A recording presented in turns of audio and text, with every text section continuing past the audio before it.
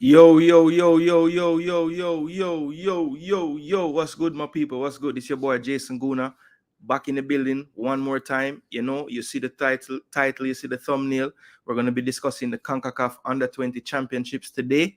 Yes, U20 Reggae boys have a very tough task, and we're gonna do some squad research and analysis. Going to try to show you guys some of the teams we're going to be facing, some of the opponents, and where they have been playing, players to look out for in our group to that we have to face coming up here. Of course, we are in the group with USA, Costa Rica, and Cuba, so we're going to pay special attention to those teams and also look at some other teams as well, because I want to try to predict the 4 World Cup spots that will be coming out of this tournament. Of course, it's 3 teams, 3 groups, 4 teams in each group for a total of 12 teams in this one. So the top 2 in each group plus the 2 best third place will comprise a quarterfinal round. From that point, it'll be knockout games. Of course, if you get to the semifinals, you will be participating in the 2025 Under 20 World Cup next year. So that is what is on the docket for today's show. Of course, the boys will be flying out today, so they should be arriving later, and their first game will be on Friday versus the United States. All right, so we just wanted to give the boys a bit of time, and give the tournament some time as well. If time does permit, I will be doing live streams for these games. I know a lot of people might not be so optimistic about this one, but at the end of the day, I still would like to see how we fare, see how these matches go as well. It's a good way to know what's coming in the pipeline for CONCACAF. A lot of these teams, or a lot of these players, I should say, that you see in these competitions are the ones that move on for a number of these teams to represent their nation. So it's good to kind of start to watch these players from now and try to see where CONCACAF is headed. So that's what we want to do today, people. We want to just do a full breakdown of the tournament itself, pay special attention to Group A, where Jamaica is located, and also take a look through some of the squads of some of the other teams as well that I think might be getting to this World Cup to represent CONCACAF next year. All right, people. So you know the rules of YouTube. As soon as you enter the building, you need to smash that like button. That is one of the main things that we ask for. Definitely as well, after you smash that like button, you need to hit the subscribe button. All right, people. We have been gaining subscribers, so I'm very, very thankful for that.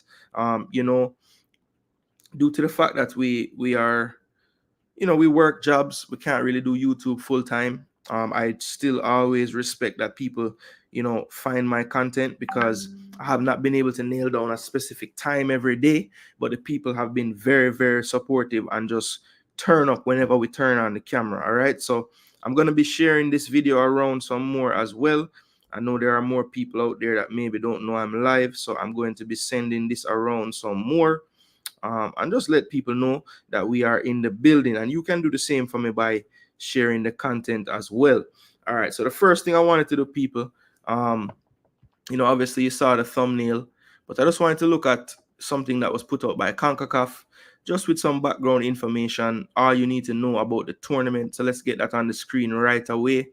But I've been looking at FIFA's website from morning, because the new FIFA ranking is supposed to drop today.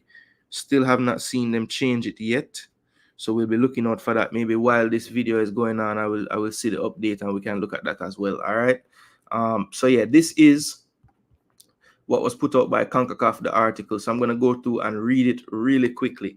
All right. So Guanajuato, Mexico welcomes the best teams in the region for the 2024 CONCACAF Men's Under 20 Championship from July 19 to August 4, with matches taking place in the cities of Celaya and Irapuato. And we'll be in Celaya for our games, people. The biennial tournament will feature 12 nations fighting to become the champion of the Under 20 category in the men's division. In addition, the 4 semifinalists of the tournament will qualify to represent CONCACAF at the 2025 FIFA U20 World Cup.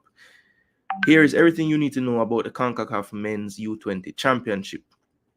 All right, so it's the latest edition of CONCACAF Under 20 and will involve 12 teams. Here are the 12 teams participating: Mexico as the host, Canada, Costa Rica, Cuba, Dom Rep, El Salvador, Guatemala, Haiti, Honduras, Jamaica, Panama, United States. When It will take place July 19 to August 4, as I said before. There'll be at two venues, the Estadio Sergio Leon Chavez in Irapuato and Estadio Miguel Aleman Valdez in Celaya. That's where Jamaica will be playing their games in their group. All right, so the history of the tournament. Since 1962, the men's under-20 championship has been held every 2 years, crowning a champion 24 times under various formats. Since 1976, the competition acted as qualifier for the FIFA U20 World Cup, formerly known as the FIFA World Youth Championship, and has done so ever since. It has crowned a champion each time it was played, with the exception of 5 occasions from 98 to 2007, when the final round was split into 2 groups of 4 and was played in 2 different countries. All right, so in 2009, the final round reverted to a competition consisting of 2 groups contested in a single country to decide a winner. 2 years later, the field was expanded to 12 teams, 4 groups of 3 teams each. Due to the COVID-19 pandemic, the 2020 edition was cancelled. Mexico is the all-time leader with 13 championships. The United States are the defending champions and have won the past 3 editions. So if you look at the champions, people, Mexico basically dominated the region since the 60s to now. And the USA, kind of turning the tide. The last 3 editions, they have emerged victorious for their first 3 wins ever of all time. So that goes to show you that the United States, as far as their development of their talent is concerned, has seen a vast improvement, I'd say, in the last 7 to 10 years. And it's evidenced as well in their senior team having a lot more exports into big leagues across the world. Canada with 2 wins, 86 and 96. Costa Rica 2 wins, 88 and 2009. Honduras with 2 wins quite some time ago now, 82 and 94. And El Salvador with that sole championship in 1964. So a little more on the qualification now. The 2024 Concacaf U20 Championship will feature 12 teams. The 6 highest ranked teams, according to the Concacaf Under-20 rankings, were automatically qualified. And these were the rankings of those 6. So it was the US 1, Honduras 2, Mexico 3, Panama 4, Costa Rica 5, and the Dom Rep at 6.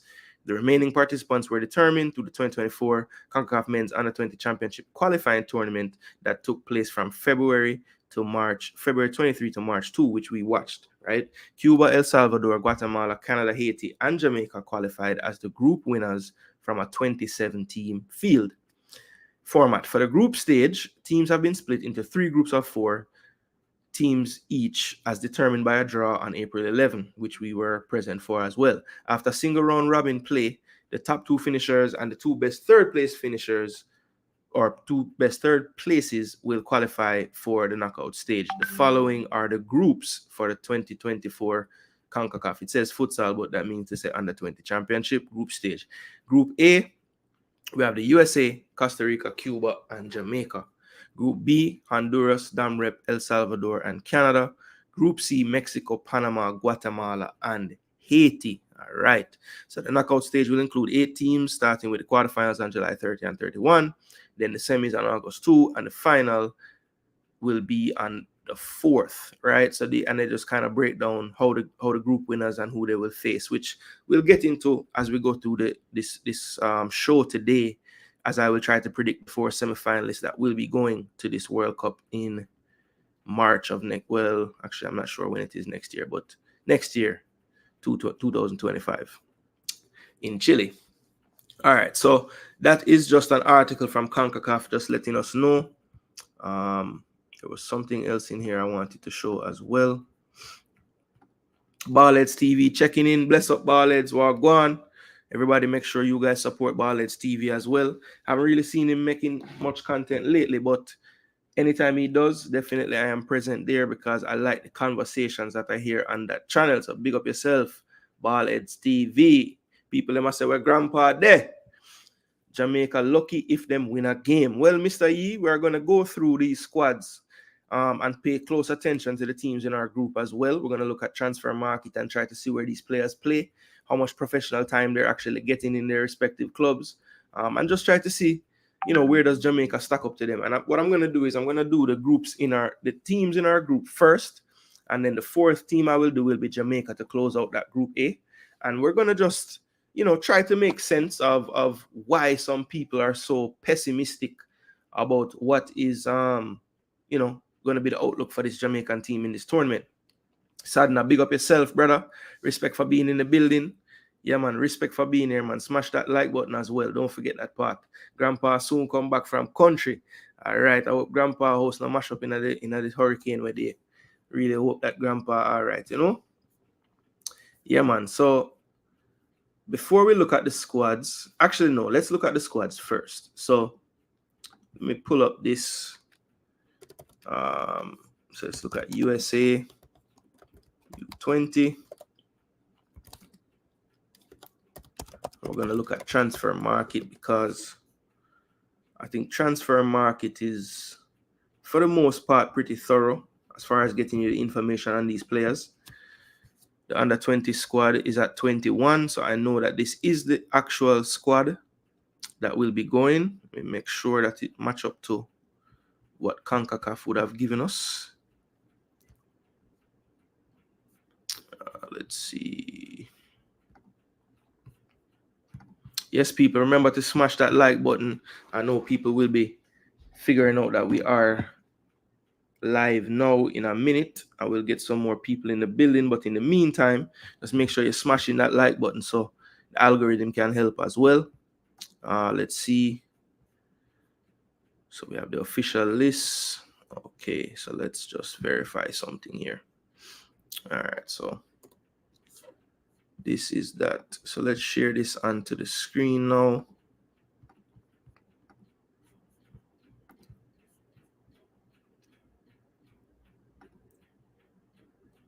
All right, so Concacaf always gives you the rosters. I want to scroll down to the USA. So this is the under 20 championship roster. Right here, my people. And I'm just referencing what transfer market is showing me to see if the squads match up. If not, we'll have to just look up the players by player, because I think there are a few discrepancies here. Looks like they haven't quite updated this to match.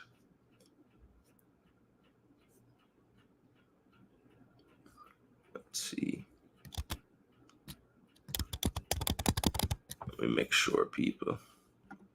All right, so we have Julian, Eyestone, Adam Baudry, and Ferre. Let me see if those guys are on this other list. I think they are. Let's see. Yeah, so this is actually completely correct for the USA. So let's look at the actual transfer market version of this because it's a little bit user-friendly in terms of having all the info, the relevant info in some good spots so you can follow. All right, so let's share this screen. Mr. Yee said lack of preparation time. That is a fact. Ricardo Baggio, bless up, you know. Yeah, man. Big up and respect. Big up and respect to all those in the building from early. Yeah, man. You know, Jason Guna, we tend to base these conversations around facts. So it's nice to be able to have access to these things and we can share it to the public so they can see, you know, what we're going to be coming up against. So our first opponent, of course, we play on Friday. As some of you may know, the team is traveling today to head to Mexico. You know, not that much of a acclimatization period, really. So would have liked them to go a bit earlier. I do understand that perhaps financing has a big part to play in not going any earlier than we did, because we probably can't afford to foot the bill of what I think would be needed, you know, at least about a week of training there to try to get acclimatized, get the body ready for, you know, the strain that altitude would put on you. So yeah, that's something that, you know, we can't really control. You know, we don't have the funding to send teams to spend 2 weeks or a week somewhere. You know, we can only go when Concacaf will be, you know, taking care of the bulk of that, and you know that would be leaving today. So it is what it is there. I guess the good thing is the team did play 2 games over in Mexico. I believe that was about a few weeks ago now. You know, I'm not sure if that team was the exact team that is going this time 2 weeks now, 2 weeks later. But that is something that maybe someone in the chat can let me know. I did get a chance to see, I think it was Military Guna showed the Mexico versus Jamaica game. I got a chance to see some of that game as well, but didn't really have commentary, so it was tough to make out all the players to make sure they were the players I thought they were. But tried to do my best with that. But anybody that has any information on the delegation that went a few weeks back, let me know if it's the same exact delegation that we're taking to this championship. Just let me know that, people. All right, so this is the American squad, as you see on the screen here. This is who we'll be facing. So they have 3 goalkeepers in their 21, which is a bit surprising to me, actually. But they have Adam Baudry, Duran Ferre, and Julian Eystone. So when we look at, obviously Baudry and Ferre already having market values over 100,000 euros, you can tell those 2 players would have done something already in their career. So let's take a look at the first one. This is Adam Baudry. As you see here, he's from the Colorado Rapids team, listed as an MLS player. Let's see how true that is. Has he gotten any time? So yes, he hasn't played yet in the first team. But one thing that would be good to check is the detailed data. So he's not even on the bench for the MLS team. So it looks like he is still more so in the academy's ranks. So let's look at his MLS Next performance, and you'll see a lot of the players that are in America, most of them, for the most part, would have gotten the bulk of their appearances in the MLS Next, which is the 3rd tier of the US leagues. So he has 5 appearances, conceded 9 goals. Let's look at the actual detailed performance data for him, because 5 games seems a bit small amount. So let's see. Okay, so he hasn't been in the squad for a few of the games. Okay, so he has been in and out. Knowing the USA system, that could very well be, him getting prepared with the US under 20, but it doesn't look like he has any caps as yet for them. As you can see right there, no caps. So, he's a new addition really to this mix. So we'll see if he is a player that, we'll see if he's a player that gets the start or not for the USA. I don't know where the team went, so let's get them back.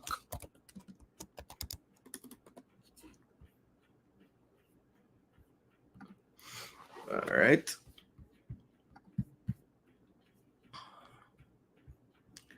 All right, let's take a look at Duran now. See where he plays. He's 17 years of age, 150K. He's at Orange County on loan, which is in the USL Championship, which is the 2nd tier. He as well has no caps for the U20 team. So far, he has made 3 appearances in the championship, none in the Open Cup. I believe he's on loan from an MLS team. Where is this coming from now?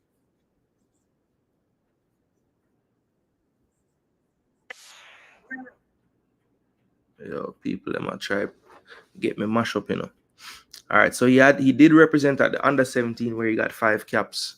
And as you can see, he's only 17 years of age, so would have been one that, most recently would have been playing for the U17s, but has made that jump up. He is on loan currently at Orange County. And he's supposed to rejoin San Diego FC at the end of this season. But 3 appearances at the senior level in the championship. Looks like he's probably the reserve keeper for them.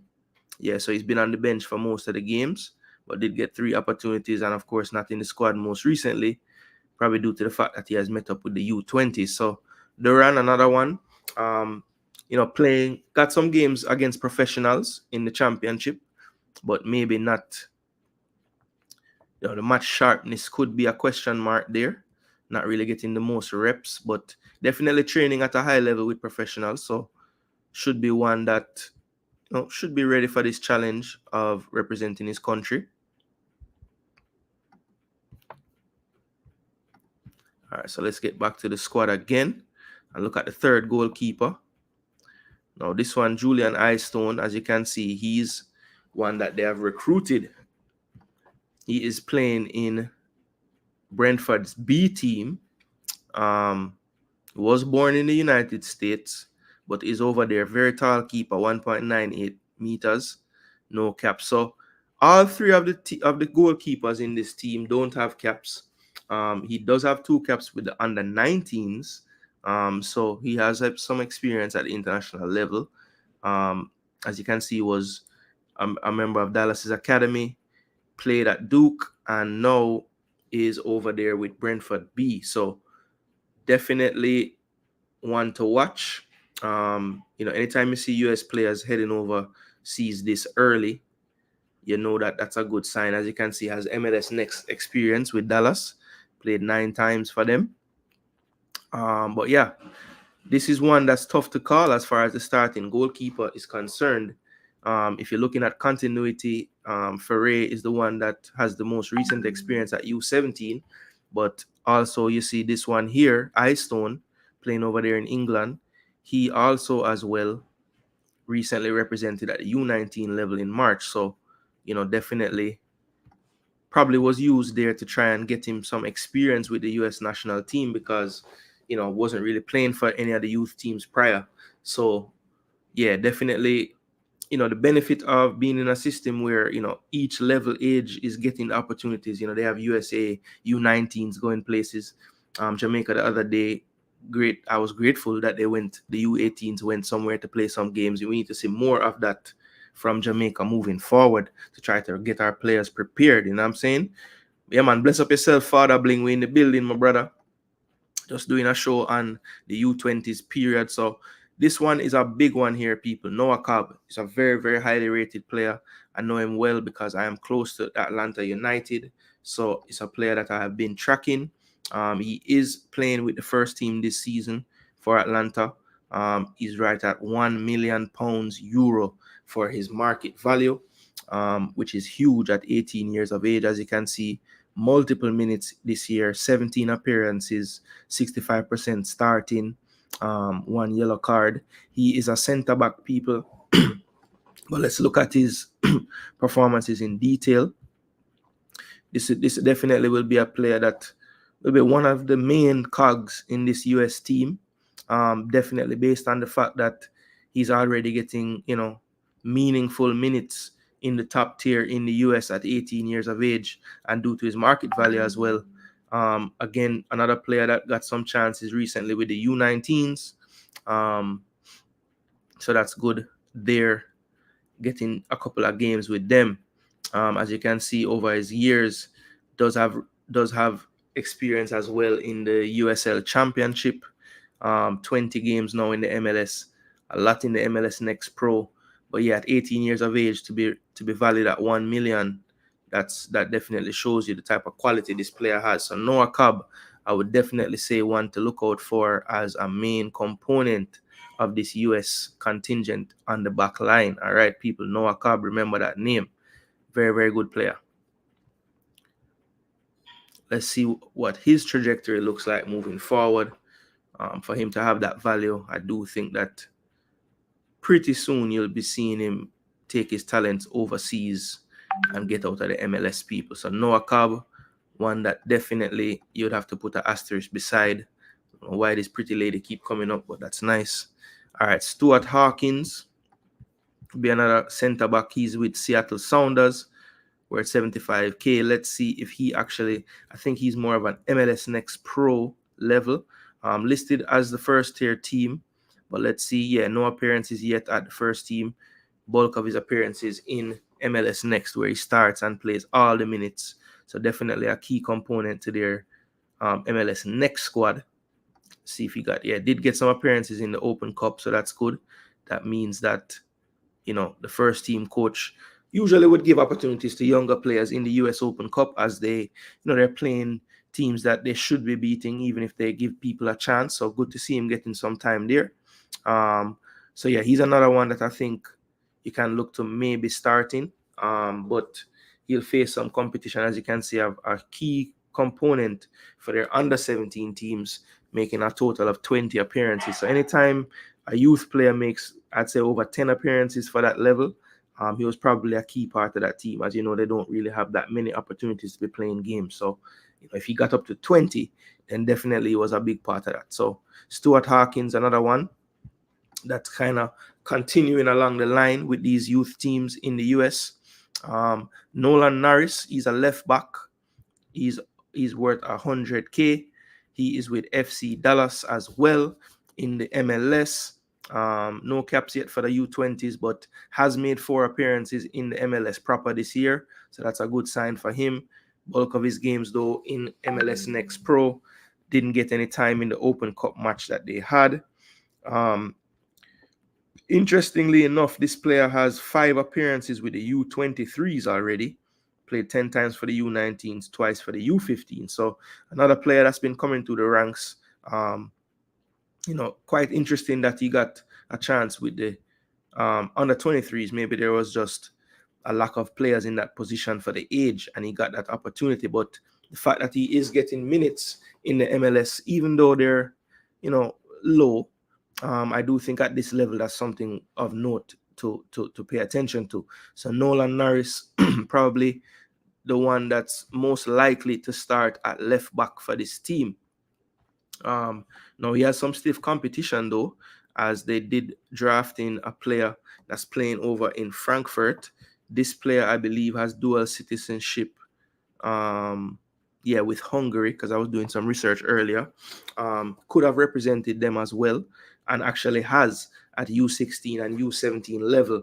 As you can see, kind of was going back and forth in 2022 between teams, but looks since then to have kind of switched his allegiance to the US for now, at least. As you can see, he's coming through the ranks at Eintracht Frankfurt and is currently just joined the second team of Eintracht Frankfurt. So definitely a player that is, taking a different path to this national team. Was born in Virginia, but has gone and learned football really and truly over in Europe. So, a player that I think could challenge Norris for that starting spot. I do think Norris has a bit more when it comes on to professional level game time, but, you can't argue with the pedigree of, developing in a system as good as the Eintracht Frankfurt system, who do have a proven track record of, moving players to bigger and better opportunities once they go through their program. So they are in the 4th tier in Germany. So that's where he would have been playing this season upcoming. He just joined them, would have been playing youth level football prior to this with the Frankfurt under 19. So again, talented player, wanted by Hungary as well. So let's watch out for this one. As I said, him and Norris should be fighting for that left back spot. So we'll see what the coach decides to go with. All right. Then also, we have another left back in the team. He's from LAFC. That's Luca Bambino. So let's take a look at Luca. Luca, for the most part, still a LAFC 2 player, MLS Next Pro. Hasn't made any MLS appearances, but made 10 in MLS Next Pro with 1 assist and 4 yellow cards. As you can see, he can also represent Italy. Has never done so, but has represented the US at youth level right through the ranks from 17s, 19s, and now at 20s. Again, so they have some options there at left back. I think this player as well could play a bit higher up the park. I know they don't have him listed as such, but I do see him having good attacking instincts as well. So Luca Bambino, another option on that left side for the defense. So they're well stacked over there. As you can see, next on the list, we have another player that is over in Germany, this time with Werder Bremen. So yeah, I hope you're keeping track, people. All these players so far, MLS Next level, or Germany youth team. So this is Werder Bremen 2, also in the 4th tier. No caps for the US as yet at this level, but did represent them at the U19. So a lot of these players that they have brought in, I believe they kind of bedded them in this March window for the U19s. A lot of these newer players that weren't necessarily in the youth system prior to this go around have been scouted, found, and this is a player that is over there in Germany, and they got him in. So did kind of develop here in the States, and just recently as July last year, moved over to Werder Bremen and has already left the Werder Bremen U19s and gone to the second or the reserve team. So good upward trajectory there from the player. He is a defensive midfielder by trade, can play on the back as well. But yeah, this is Ethan Kohler. So that's a player that we need to look out for as well. I think he's a good player, and you'll see his value continue to increase as his time at Werder Bremen gets more. So here is probably arguably the most, well, not arguably, he is the highest valued player in the team, and that is Nico. Obviously, by his last name, you might know he has some Greek heritage as well. But he is a player that has been playing consistently in the MLS this season. 61% of the time he started, has played 50% of the minutes total.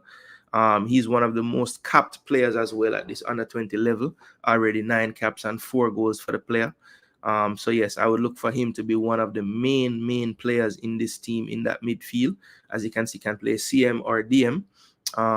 Has 16 appearances, as I said, for FC Dallas this season. I mean, not FC Dallas, for San Jose. As you can see, kind of started out not in the squad there, but once he got into the squad, really and truly made a mark for himself, starting some games, coming off the bench in some as well. Right up until the start of this camp, he would have been a starter for the most part. So has really worked his way into the team, I'd say, in the last 10 games or so, and looks to be somebody that the coach there really starting to trust. As you can see, in his career, already has racked up 41 appearances in the MLS and also 1 MLS Cup playoff appearance as well. So that is very big for this 19-year-old. As you can see, his market value right at 1.5 mil. So definitely a player that the MLS will be looking to cash in on at some point soon. As I said before, one of the most capped players and the most prolific players at this level that are in this team, 9 caps and 4 goals, and he made his debut a full 2 years ago when he was 17 years of age. So Nico Sakiris, definitely one to watch as well. I would say him and Noah and Ethan Kohler so far, I would say, are the ones that I would pay close attention to in this tournament. But let's keep going down the list, people. And I hope while I'm doing this, you guys are just seeing the type of level of players that we're going to be facing in this tournament, and not be taking this thing for a joke. These players are professionals. They're coming from good levels, good teams. And, the USA does a much better job than we do of finding opportunities for these players to get to play together. As I said before, a lot of these guys that they're recruiting in now for this tournament who haven't featured with the US yet, they were able to get some games in the March time to with some under 19 players, invite them, see what they're about. And some of those players did make the transition into this championship team as well. So it's something that, of course, we need to really plan strategically for, because I know that funding is not there to the levels that we would like. But I just, I hope that we're exhausting all the possibilities. We need to try to forge more relationships with these people around Concacaf. At the very least, we should be playing to the Panamas of the world, the Costa Ricas of the world. I'm happy that we went and played Mexico, and I think it was Guatemala, the other team we played, or Honduras, I can't remember. But, that was great. But we need to see that those things happening more frequently to ensure that we're, giving ourselves the best chance to find the best team possible to get to these competitions and actually compete well. All right, so let me just give the chat some time before I go back into the list. Let's see. Warren at work, passing through, giving support. Yo, respect, Warren, for the support, my brother. Thanks so much for tuning in. I know when you can, you'll watch it back, because you know that we always have a lot of information packed into these programs. So, I think the watch back ability is there. If you can't catch it live, definitely watch it when you're at work. Just put the headphones in and you can maybe learn something and try to get a good sense of what we have to watch out for, coming up in this tournament. We definitely have our work cut out in all these games. I would be surprised if we win a game. Yeah, Ricardo, that is true. Umza, bless up yourself. Bless up yourself, Umza. Respect for being in the building. 1-1, Wagwan boss. Big up yourself. Big up yourself. Thanks for being here, bro. You don't know our style. We try to make sense of everything and show people what's going on, because I do believe that sometimes, we go into these tournaments with Obviously we have expectations because we're Jamaican fans and want to see us do great, but I think it's helpful when you educate yourselves on the opponent as well, because then it makes sense of what you see when you see them playing on the pitch, right? So that's what this is all about, people. Did you all see the racist chant Argentinians did against France? So now you know we're not going to get any coach from Argentina. No.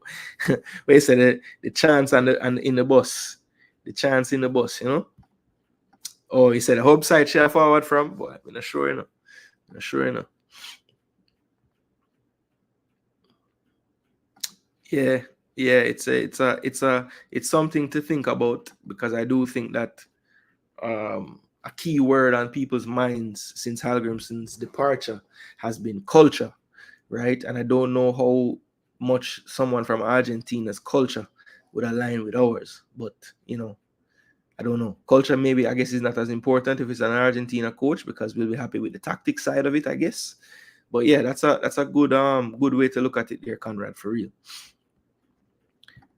When one say, I'm not looking forward to playing them. Boy, I'm telling you. Kevin J, what go on, brother? Up, I know this is your type of program, Learn something about the team, them, Yeah, man. The standard of MLS has improved a lot. So just because a man's playing next pro, don't think that means they ain't good. Oh, absolutely not, one. I know. We have enough players in that system, the Pearsons of the world, the Blakes of the world, Rochesters. I tend to watch those games, and they come on live on YouTube. Very easy for you to go back and watch. So, yes, the standard is not low in that MLS Next Pro League. I would agree with that. Especially when you're talking about in the context of the Concacaf Under-20 Championship framework. Playing in that league is very good preparation for a tournament like this, I think. So, are we selecting the best of what we have? Well, when we pull up our team, we can discuss that. I'm going to do the USA, I'm going to do Costa Rica, and I'm going to do Cuba's team. Of course, Cuba's team will be, more like us in the sense that probably most of their players would have been playing locally in Cuba, but we're still going to give them their time and go through and try to see if we can, maybe find some players to at least look out for, because I do think that in reality, our best chance based on the opponents in our group would be to try to be one of the best third place finishers. So that Cuba game is probably going to be the one that's, of utmost importance, which I think for the betterment of us is the last game we play. Jamaica teams in these tournaments tend to be slow starters. So let's see if that plays out again. But we'll see. We're going to get to the Jamaica team in due time, though. We're 37 minutes in. We're making decent time. So remember to smash that like button, people. Don't forget that part. Share the video as well. And subscribe if you are new to the channel. Who are the best players in our squad? Any from the U17 a while back. That team had some promising players, in my opinion. Yeah, when we get to the yard team, we will actually look at that as well and see how many of these players actually represented us at the U17 level as well, because that's something good to look at. On a break, bro, some good for a bit. We need to keep recruiting and prepare our youths and improve the quality. Yes, absolutely. That is true, Warren. That is true. We have better players than Cuba. Well, I think that's a difficult one to answer for me definitively, because I haven't seen the Cuba players. I need to do some more research before we play Cuba. Like, my plan was to watch back Cuba's games in the qualifying tournament and just see how they look there, because I didn't watch those. But once I see that, then I'll have a better idea. But for now, I'm just on a fact-finding mission to just meet the players and see who they are. So we'll find out. Bless up yourself, DNA. All right, let me get back to business now. So we stopped on Nico. So now Brooklyn Reigns, another player with a decent market value for his age, 19 years of age, plays in central midfield. He's a member of the Houston setup. So let's take a look at him. All right, so Brooklyn Reigns. No caps for the USA under-20. Houston Dynamo FC has made 10 appearances for them. Also 5 in the Next Pro. So whenever he's around the Next Pro, he plays pretty much every time. And he has since been kind of moved into the MLS now, spending more time with the first team. So let's take a look at his season. So he started out in the first team, kind of went back down, some games on the bench, and he has pretty much been fouling off the bench lately in his appearances in the MLS. But good to see that he's actually in the system for them, playing with the first team. So yeah, that's something that's good for him. He can play in the central area or on the right hand side, as you see there on the screen. Made plenty of appearances for Houston second team, and 26 also played some time in the championship as well on a brief loan spell. But as you can see, 18 appearances total in the MLS, and not bad. Another one that I think maybe he might be one that might be close to a starting spot, but could be one that is used off the bench, but we'll see. I don't know why that thing keep popping up, people. That's strange. All right, so we have Sergio. He's a member of the Chicago setup, that's Chicago Fire, and he has a decent value as well at 125, 19 years of age.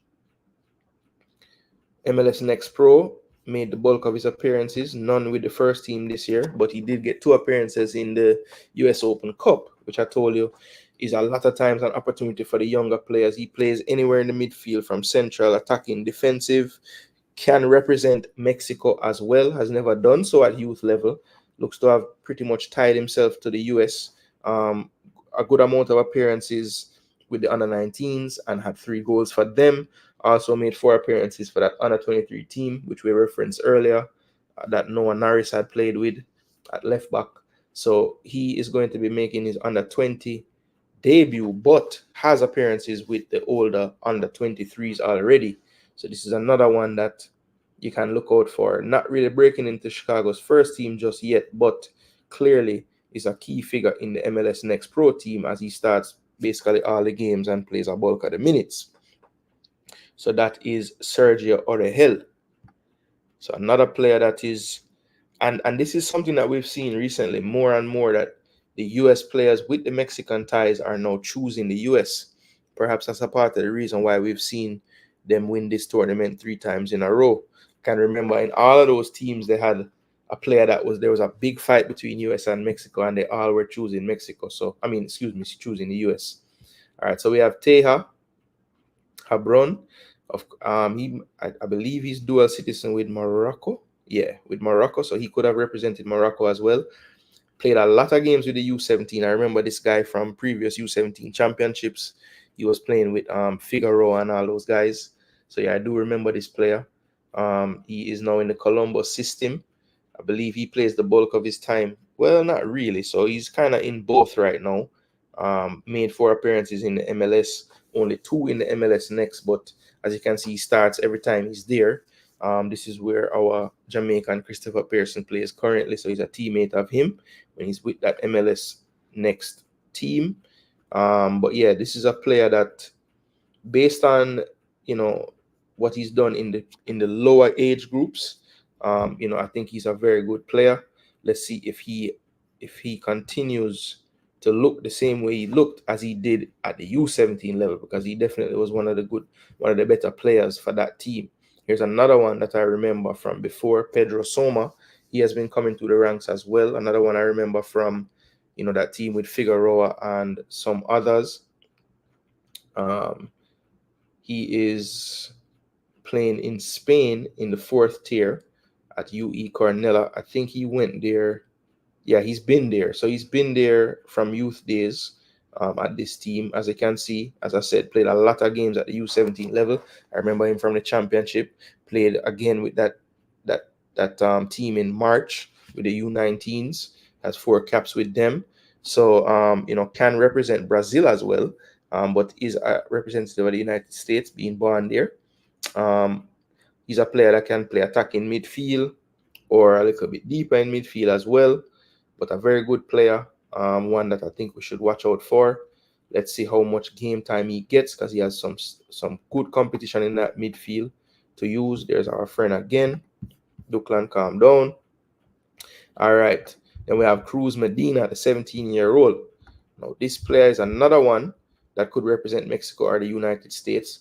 As you can see, It was all down to him in the last seconds. He went with the US, even listed here as a Mexico U20 possibility, yet to debut for either team, but has chosen to go with the United States.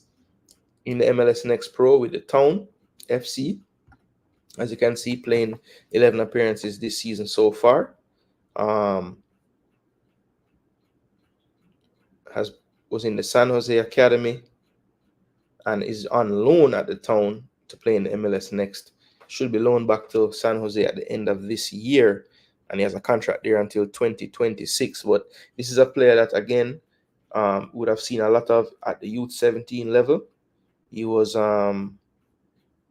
quite prolific, actually. 7 goals in 21 games. Very good for a winger type of player, attacking midfielder type of player.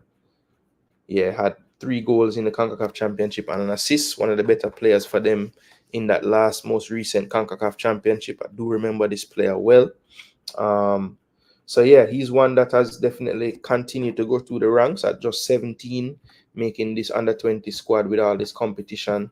That is a very good sign for the young man. We'll see if the coach will be using him a lot in this tournament. Now, here's another one with a very good market value. He's a left winger.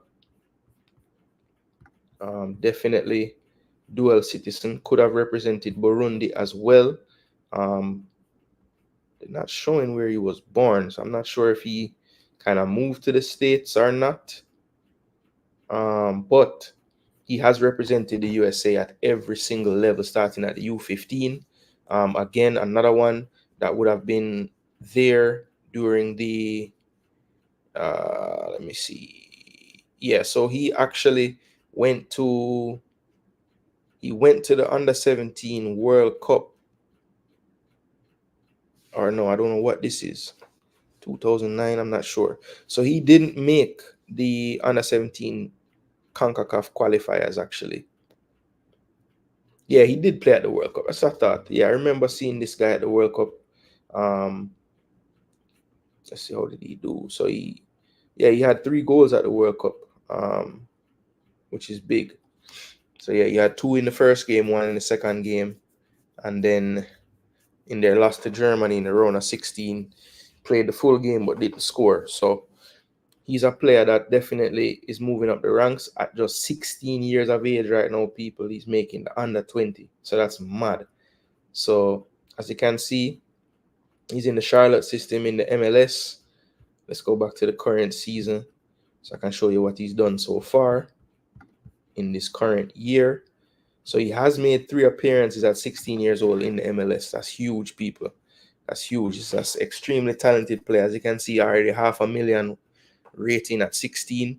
Got his 3 appearances early in the season. Hasn't been in the squad for a while, but still, that's a huge, huge, huge step for the young man to be getting even considered. As you can see, he has since moved kind of to help out this MLS Next Pro lineup, and he has been playing pretty well. 3 goals in 13 appearances this season. Playing predominantly as a left winger, but can also play through the middle as well.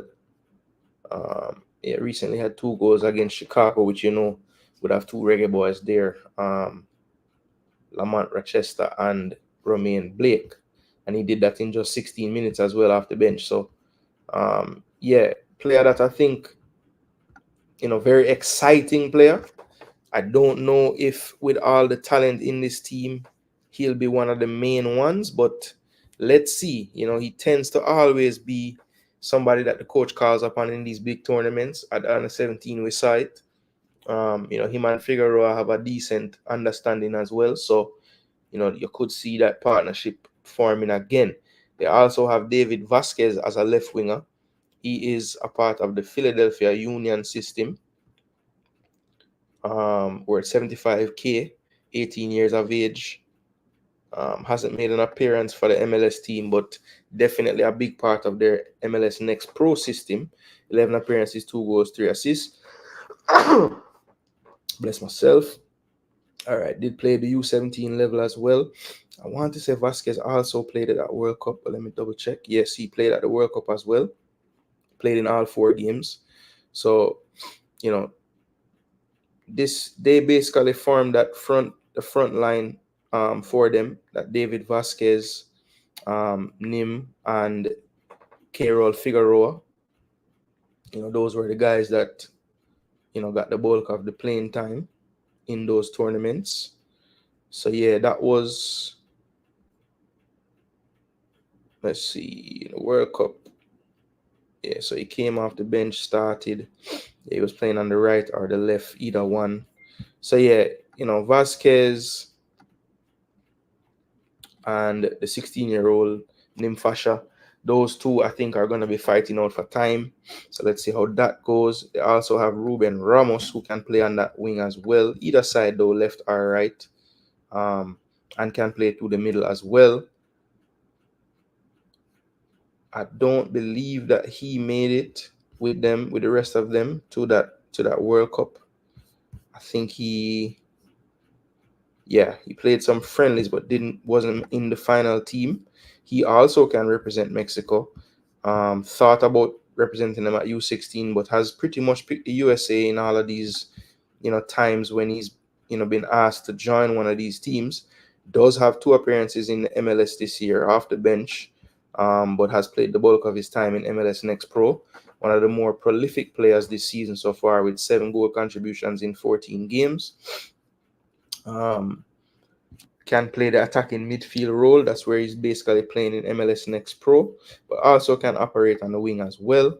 So let's see. There's a lot of competition, as you're seeing, for places. I mean, you can see the level all these players are at. Definitely all have bright futures. So yeah, not a baby team that we're dealing with here with the USA. Xavier Gozo, right winger. He is another one with an MLS academy. He's with Salt Lake. No caps as yet for the U20s, but has represented this summer, actually, recently with the U19s, playing 2 games. Again, I think that these recent U19 camps were definitely to try to find some more players for this U20, and Gozo would have been one of the ones that impressed and was able to get into this team. Can represent Cote d'Ivoire as well, but has been a member of the US youth teams a few times already, from 15, 16s, and 19s, and now will be making his debut at the 20 level. He has made 7 appearances in the Next, and 1 appearance in the Open Cup with an assist, and 1 very short appearance in the league for Salt Lake. And he is a right winger who can also play centrally as well, just 17 years of age. I think he'll be one that probably will get most of his time from the bench. Marcos Zambrano at this level, 19 years of age. As you can see, he was born over in Ecuador. He's with Gomares now, B team in Portugal. Let's see what he has been doing though. So he started out in Ecuador, transferred to the Philadelphia Union Academy.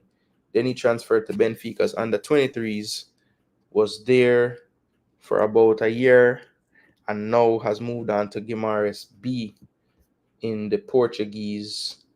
Portugal. So, don't really have much on him. I do see that he did represent Ecuador at the U15 level twice, but has since made the switch over to the US and has played 10 times for the US, scoring twice at the under 19 level. He is a center forward as well, 1.83 meters. As you can see, his current club is over there in Portugal. Just curious to see what league this team plays in. Let's see.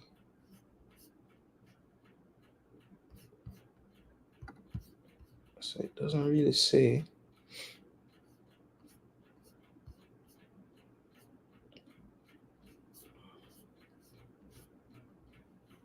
Yes, I'm not sure.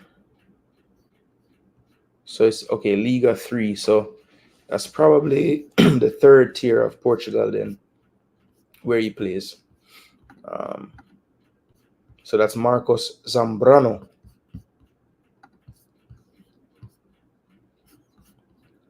So quite a few dual citizens in the mix for the US. And then, of course, Here's a player that everyone should know if you've been following Concacaf football. This is Keirol Figueroa. You may know him from his father, who played for Honduras, legend, Premier League defender for Wigan as well, and others. Maynor Figueroa, but this is his son, Keylor. He was born in Honduras, but has represented the US at various levels, starting with the U17s. Very good returns, 14 goals, 14 games, 9 goals. If we look in detail at his under 17 performances for the US, you will see that he has also done it at the international level. Four games played, 1 goal. But if you look at his under 17 Concacaf championship, he had 7 games played, 7 goals. So very prolific when it comes on to the under 17 championship, similar to the under 20 championship that we're about to play now at the World Cup. Excuse me. The World Cup didn't really light the place afire, just had the 1 goal. But I do think that he still played well in this tournament as well. Started 3 of the 4 games coming on against France in that 3-0 defeat and playing 78 minutes of a 3-2 loss to Germany in the round of 16. So that is Keirol Figueroa. As you see, he's playing over there in Liverpool's youth team at the under 18 level, still 17 years of age. Really yet to, get any true chance with the first team over there, but you know the level, people. It is Liverpool, so not really so surprised that he hasn't broken through just yet. But I do think that this is a player that has a tremendous upside, nippy player, not the biggest center forward, but I do think the way that football is going with the, less of the quote unquote target number 9s and more of that central forward role, I think he's somebody that can fit the bill. Also can operate cutting in from the right hand side as well. Or even on the left as well. So yeah, very versatile forward player. I think one that fits where the modern forward is going. So Keirol Figueroa, basically they have 2 options. They have the 2 strikers. One is more of a target man type striker, and then Figueroa more of that nippy, busy striker. So you have Zambrano and you have Figueroa. So good balance there between the 2 strikers. So all in all, I do think it's a strong team. They may have some deficiencies when it comes to right back. They don't really have one that's a noted right back, but they have players that can fill the role because they do have some very accomplished center backs. The left backs as well. One of them could play over there. Perhaps they could play this one there as well. The player at Frankfurt, because he is right-footed and can play right back as well. So they have options there as far as that's concerned. Where I think this team is extremely strong, though, is the midfield, people. When you look at these midfielders, Soma, Habron, Orehel, Sakiris, Kohler, Pedro Soma, these are all really good players. Cruz Medina, these players are really top quality players. I think their midfield is going to be the strength of this team. I think Nico is going to really turn some heads in this one. People are going to realize how good he is as a player. And of course, I think they have strength in the back as well. When you're talking about Noah Cobb, Nolan Norris, Aiden Harangi, these are all players that are at good levels in their careers professionally. So yeah, all in all, I think this US team is very strong. And I think that they're one of the favorites to, at the very least, make it to the final. So I would pencil them in as one of the 4 semifinalists as well. I do think that this team will make it to the World Cup coming up next year.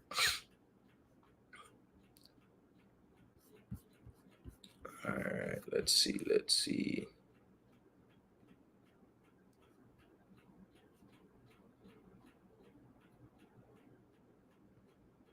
All right, so I think I was about here. One say USA age group player teams always have quality now.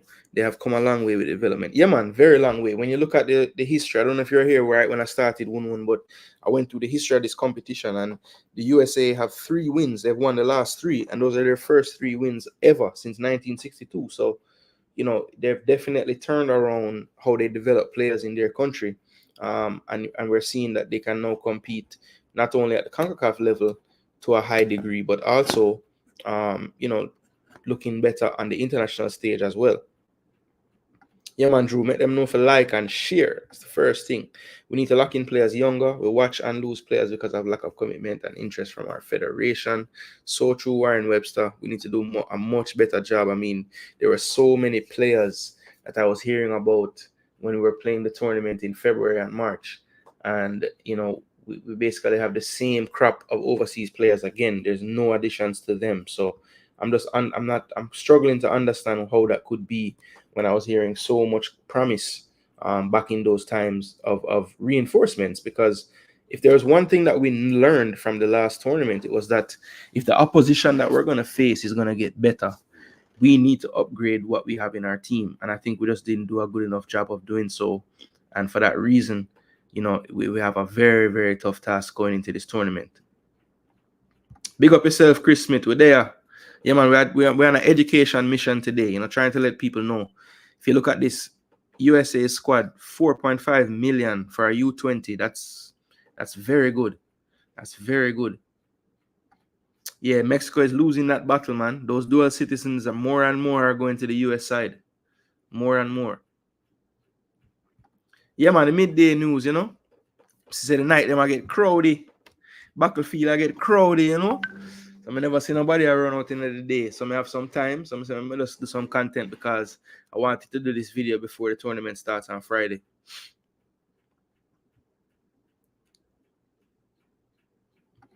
Yeah, man, I watch basketball also. As a matter of fact, I have the USA game I'm playing in the background right now. Serbia did go on like them want to play the game close for a while, but USA get upset now. And them have about a 30-point lead. Jokic and him friend them, they are going good for like the first 2 quarters them. Third quarter, the man them get serious.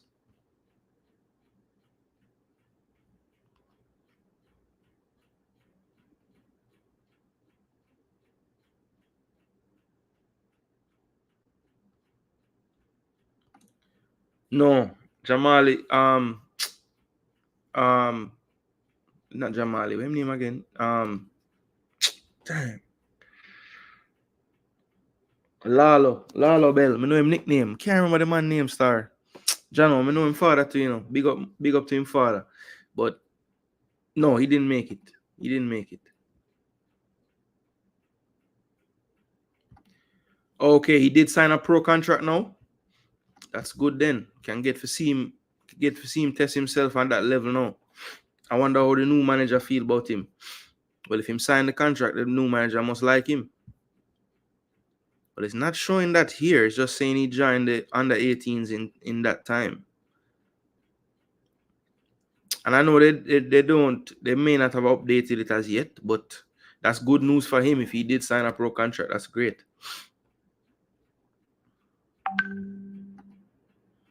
Yeah, man. You have to get the info out there, man. Portuguese third tier is terrible. Still some good players there though. Fourth tier even always has a few good players. Yeah, I think there's always gonna be diamonds in these leagues over there because a lot of times with some of these players it might just be a lot of factors why they haven't gotten to like the first tier or the first team of their respective clubs yet.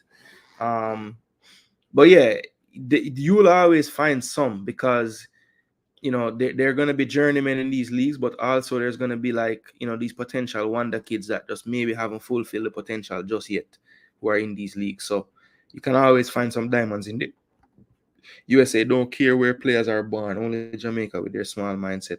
Yeah, they don't give a crap, Chris Smith. They don't. And even a lot of the players that they do play that are born in the USA, none of them really develop in the USA. When you look at even the national team, like Tim Weah was born in New York, but he wasn't developed in the US. He was developed overseas. His dad was a great player and one of Honduran legendary. Absolutely. Maynard Figueroa, arguably the most decorated player in Honduras history in terms of where he played and what he did in his career. Jamaica first game is Friday, Lee Young. Friday.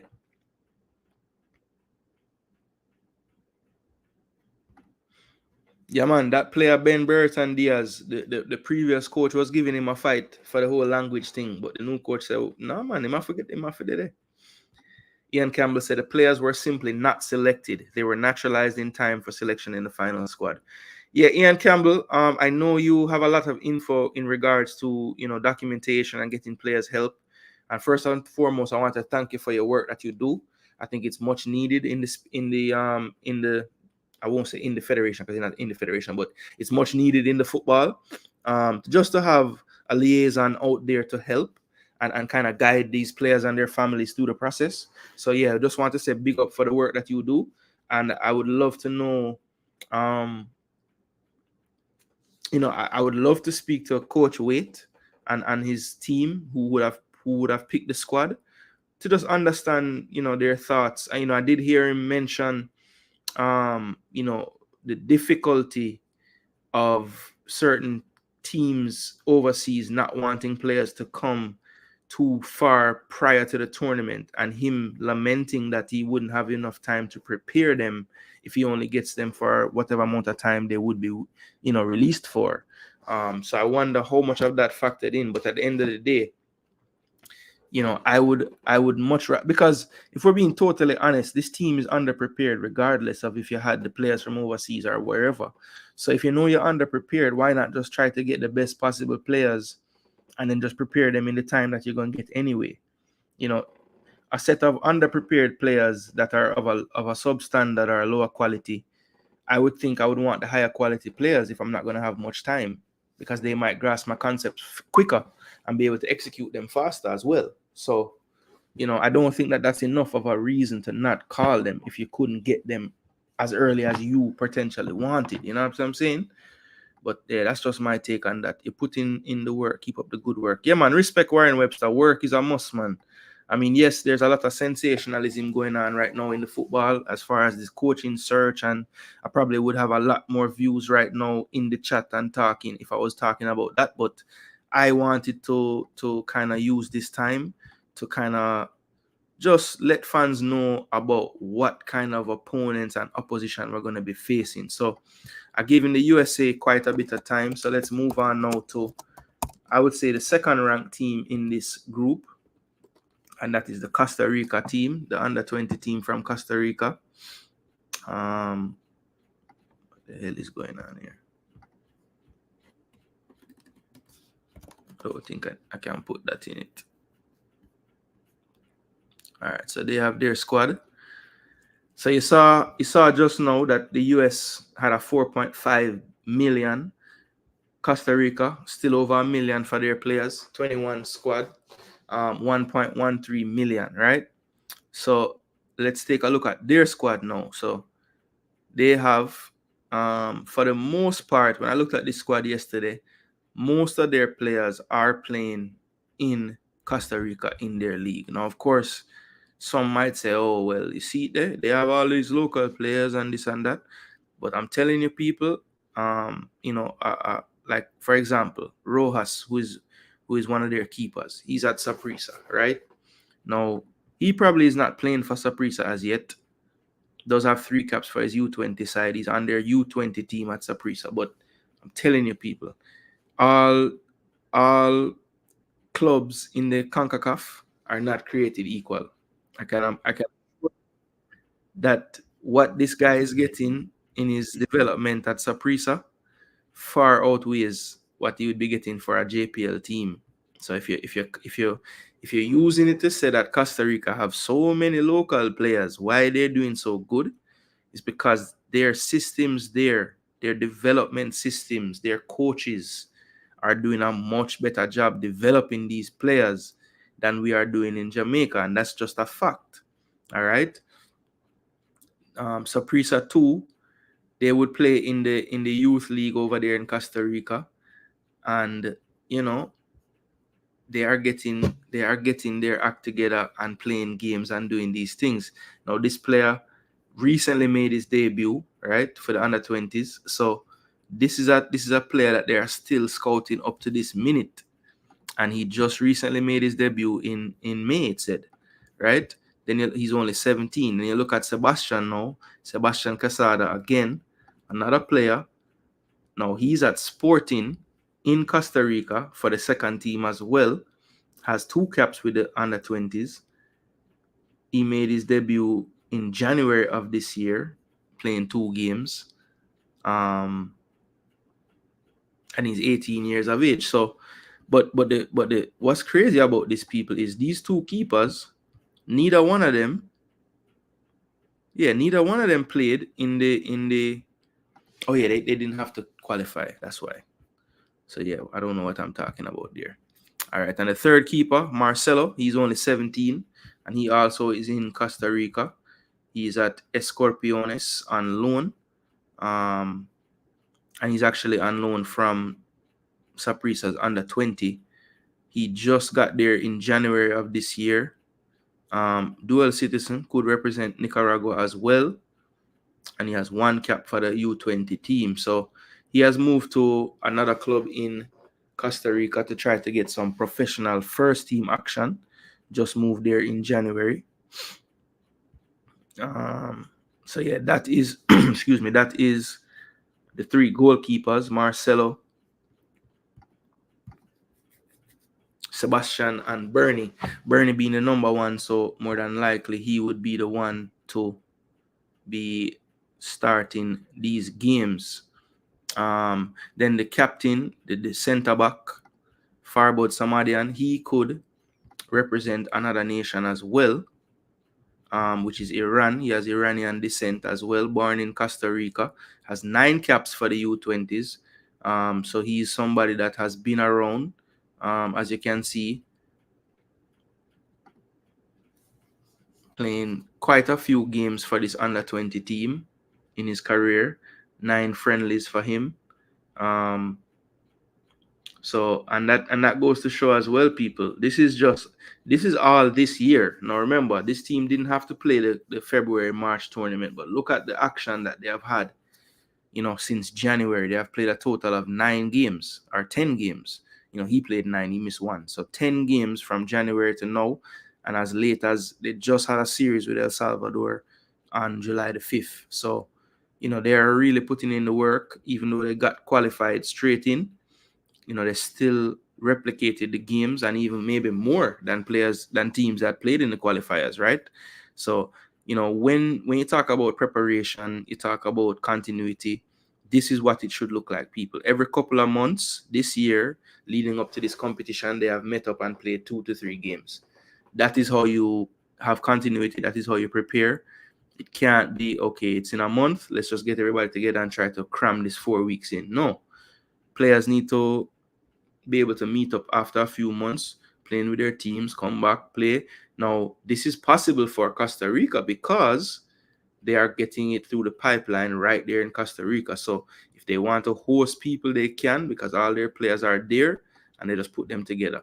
Now, I know a lot of people that live in Jamaica would love for that to happen, but again, we can't want these things to happen and not put in the legwork of having the development in place, because that's why it's working for Costa Rica. They have developed these players, and these clubs have coaches that are worthy and capable of developing players to, be competitive at this level. We just aren't there right now.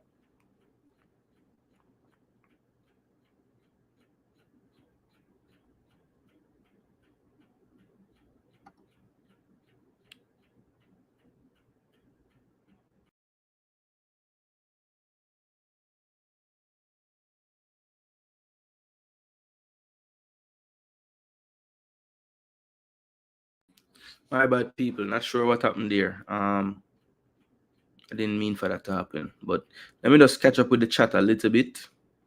Let's see. Say the players from England club won't release them players' passport not ready. All kind of excuses. Yeah, it's just a bunch of excuses. So Ian say only one player was not released. Okay, interesting. Manager send wrong list to Concacaf. Nothing but lies. Nobody calling them out. Only we have problems. It's so funny. They let him go. Why not? If so he can play meaningless age group games. Clubs don't care about age group football. It's development. So why deny them experience on the international stage? Facts. I don't see how it hurt them. I think Jamaica could beat USA with our strongest squad. We definitely would have a better chance to. I don't know if we would, but it would at least give us a chance. Clubs do not care about their age group team. Absolutely. Yeah, they don't, they don't care if they lose this under 21 match. I mean, that's not the goal. Figueroa is a dangerous striker. Honduras will definitely last on that one. Yeah. Again, it's a resource game sometimes for these players, and they just look at it and say, okay, I'll have better treatment, I'll have more access to equipment, I'll have more access to better medicine. All those things factor in. So, it's tough to go against as a Concacaf nation, the US, because they have that superior funding in place. Des Robinson Tillman, G. Arena wasn't born in the US. Facts. So we have someone that knows the players, has their documents, and they were not selected. Then that sounds like JFF dropped the ball again. Yeah, sadly, that's what it sounds like. I mean, I asked someone to provide some clarity to me about the whole situation, and what I was told by them was there was no mix-up with any list. That was just the list that was presented, and that's what they put in. So, you let one side tell it. There was a list of players that was supposed to be submitted that wasn't, and an incorrect list was submitted, but I have no proof of that. I just know that people are saying that. Absolutely. Yeah, man. A lot of the players that it's a place of birth US, them leave from them a youth. No, nothing but no US. Yeah, Musa sound like him just live in London,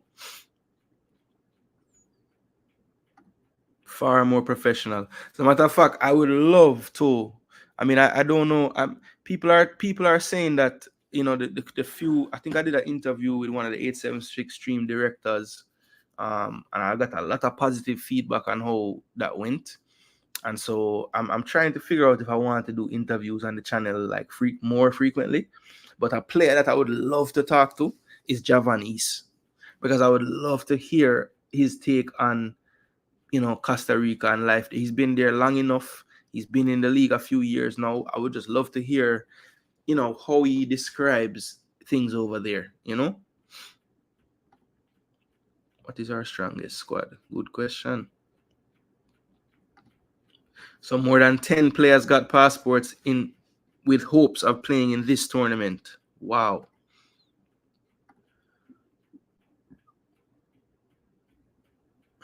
So A.M. Henry, very critically reading what he said that they were naturalized. The question is, did they have their passports in hand? So let's see how much Ian Campbell wants to divulge today.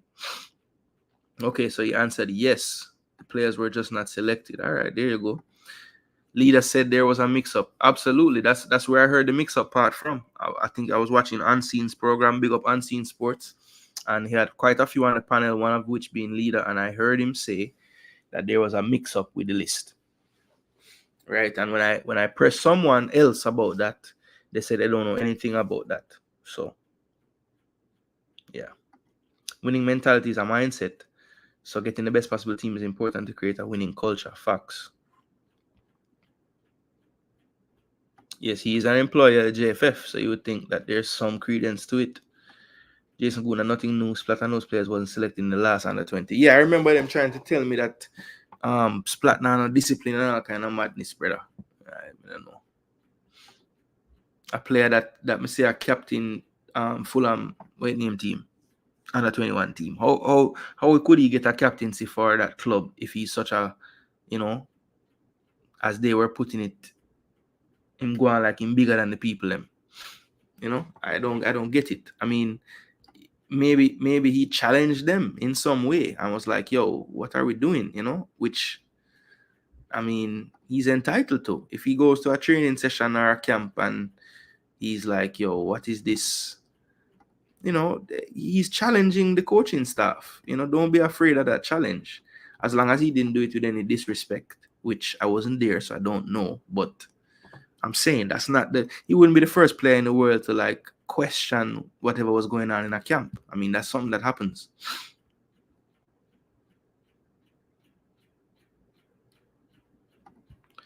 Even if there was, it don't reflect better on the JFF. It just means they don't look biased, but it means they can't even handle simple responsibility. It's a joke either way. Yeah, to me, it's like if it was a mix-up of some sorts, for one, how does that even happen? Like, It does, like, how does that happen? If the coach has a list and he gives you how does it then become a mix? I don't get it. That's why I think that whole list mix-up thing is just a cop-out, because it doesn't make any sense. If I'm the manager of the team and I get a list from the coach and the coach say, yo, submit this, how could it then be different from what I got? It just doesn't make sense. It doesn't make sense. And furthermore, if there was a mistake and the people and the person who they're saying did it, then how the heck is that person still in the delegation going to the tournament? Isn't that an egregious enough error to say, hey, we need to go another direction with the leadership or the management of this team? So that's why it don't add up to me. Like, the person is still there that they're saying made this mistake.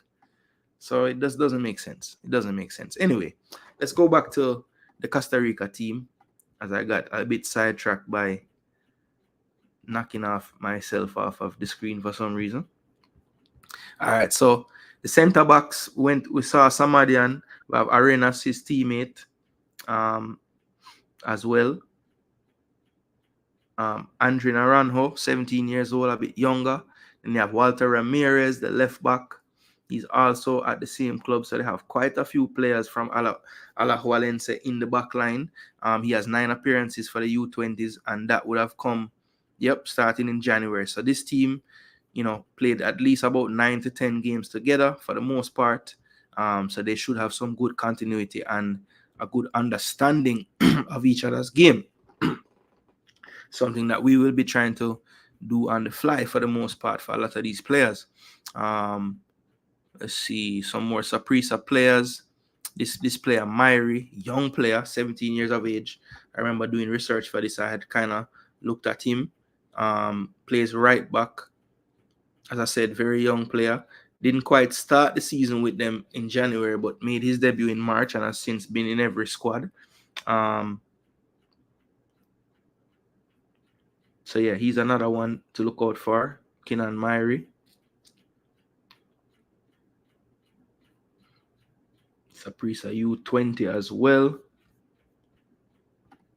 So one thing is showing me that these clubs, Alajuelense, Saprissa, the bigger clubs in Costa Rica, they really have some very good first teams, because a lot of these guys can't really get into the first teams over there. Now here's one, Barahona. I remember this one is an extremely tall central midfielder that they have.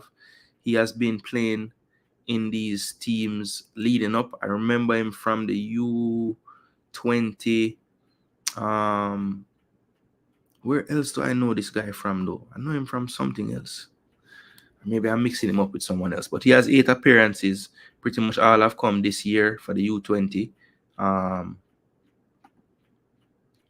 me check something, because for some reason... Okay, yeah. So he's only played the 8 friendlies. I don't know why I thought he might have played something else as well. But Barahona, he's a defensive midfielder. Look for him to kind of plug up that midfield. Combative midfielder, can put in a tackle as well. So yeah, look out for this player, Barahona.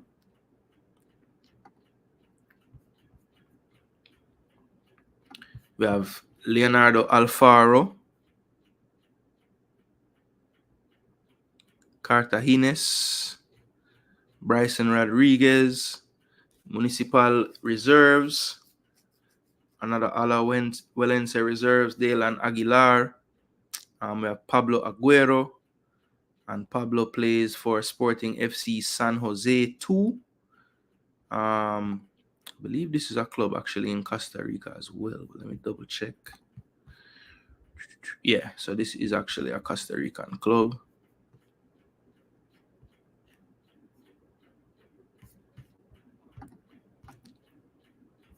Get an older lady now, and you should recognize this name, Matias Wanchope.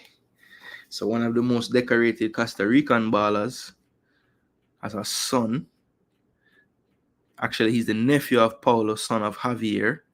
But yeah, he's over there at the LAFC Academy, playing MLS Next Pro currently at 16 years of age, starting about half the games that he's played in so far.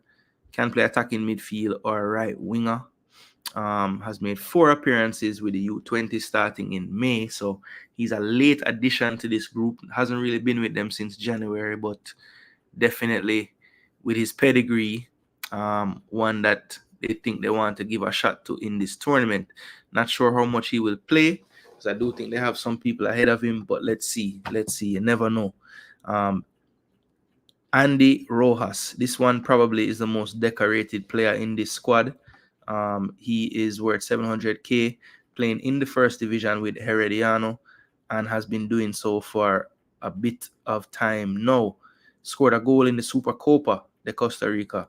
Also made an appearance at the Copa just recently concluded. So I would say of all the players in this team, this is probably the one that, you know, has done the most at the professional level, and one we need to look out for sure. Let's see. So this is, I really don't want to see. I want to see what he did for the U20s.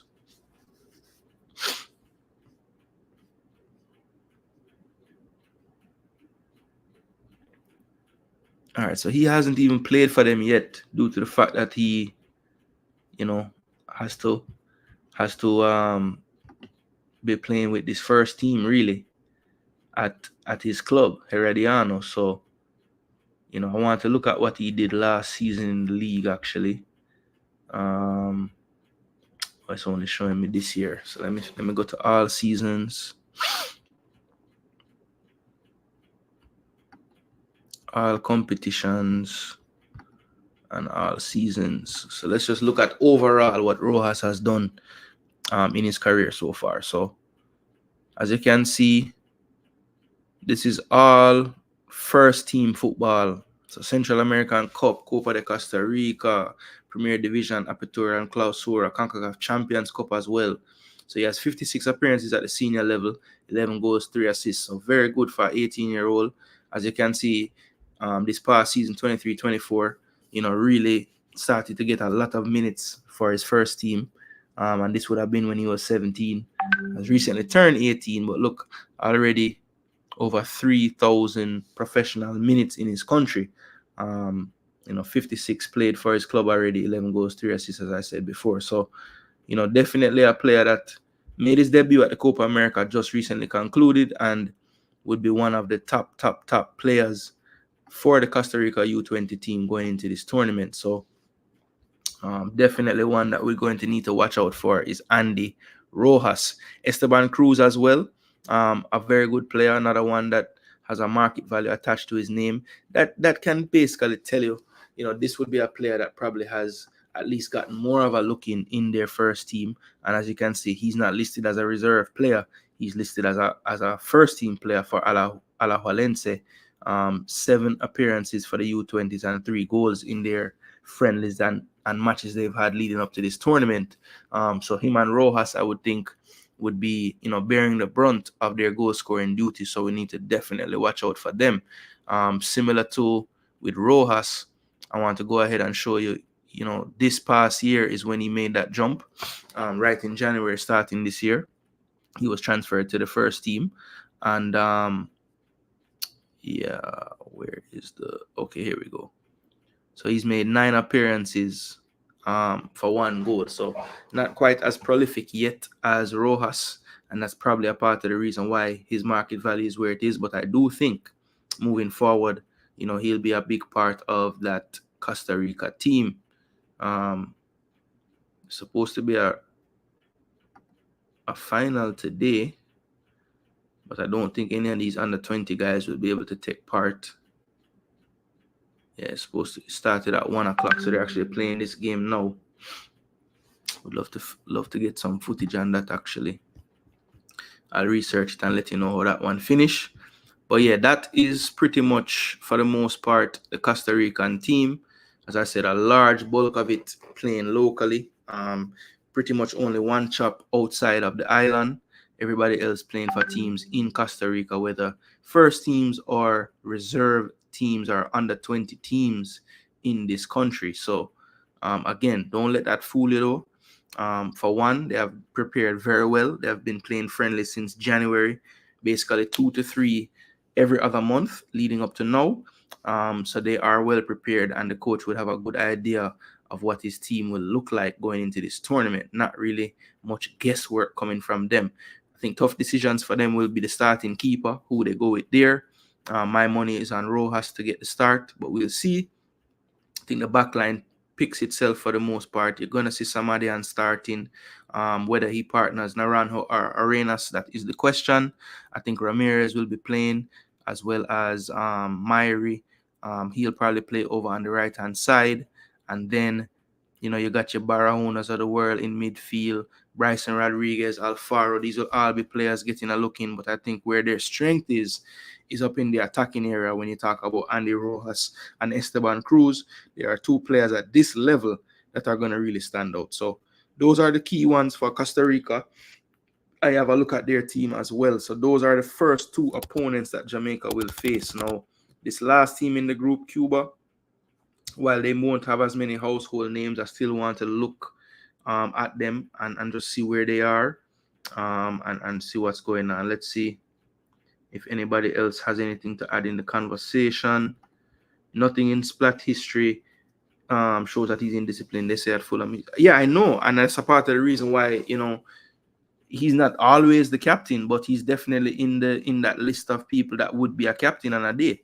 So, you don't get that at that youth level unless you're considered a leader, somebody that is, a good locker room person. So, you don't get the captaincy period if you have any kind of indisciplined stuff going on. So I just don't, it doesn't add up. Similar to the story about the list being wrong. That don't add up to me either.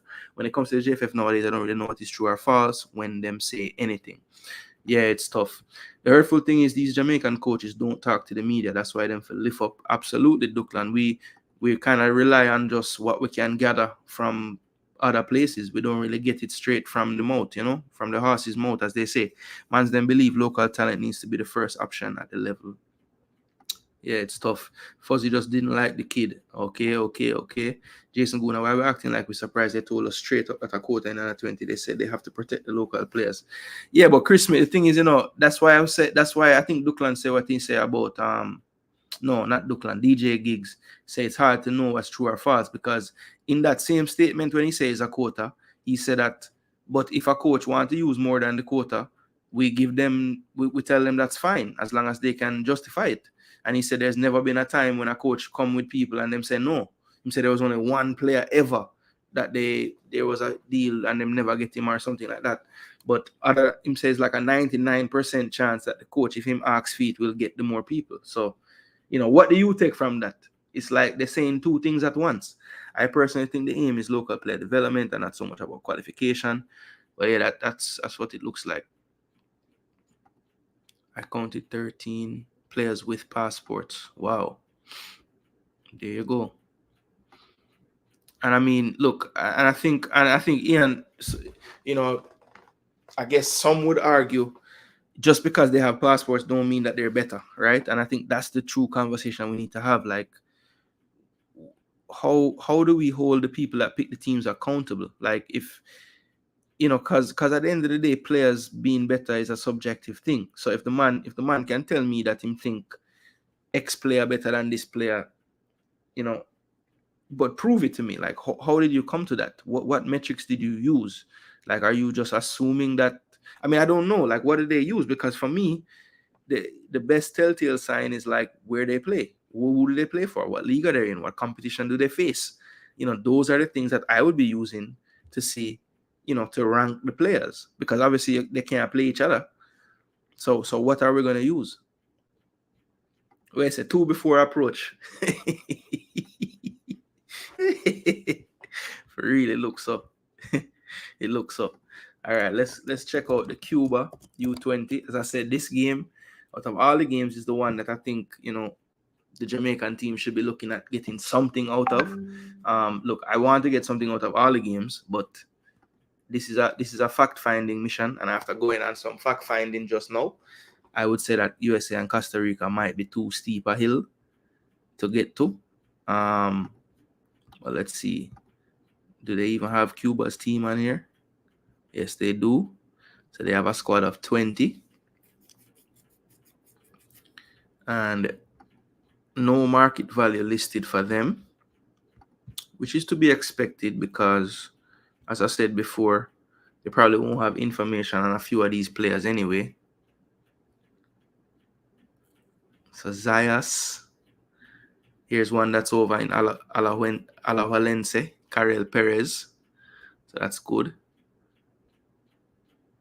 Let's see, Santiago de Cuba, Habana, another Cuban. I think this is another Cuban team. Romario Torres, Club Nacional. Actually, Club Nacional, that's a Uruguay team. Where is that? Or which country? We know enough Nacional they run the place. Huh? Nacional.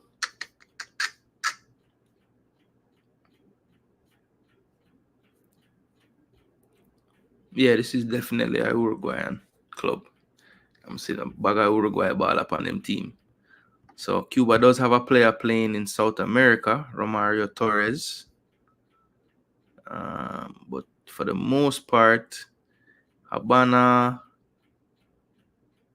Reynoso, Artemisa. Yeah, so they have players basically all playing in Cuba. They do have that one player there, Romario Torres, playing in Uruguay for Nacional's B team. They have a local coach as well, Pedro Pereira. I'm just checking Las Tunas. Yeah, Las Tunas is definitely a Cuban team as well. So, look, this team right here, people, I think on paper, they would be, they would be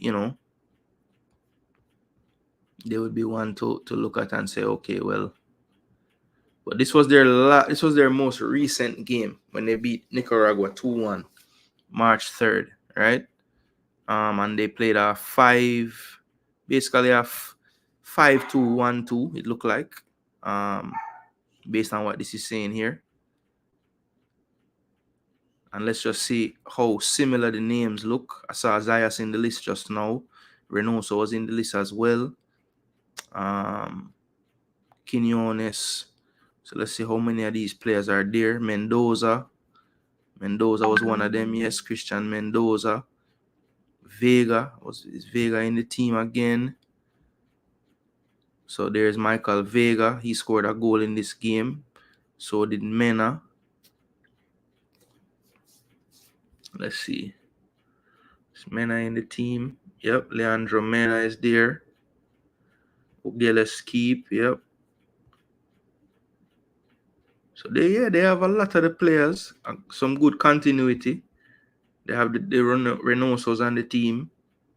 Romario Torres, I think they added him, so he's an addition. Probably a player that they, were able to scout and add in.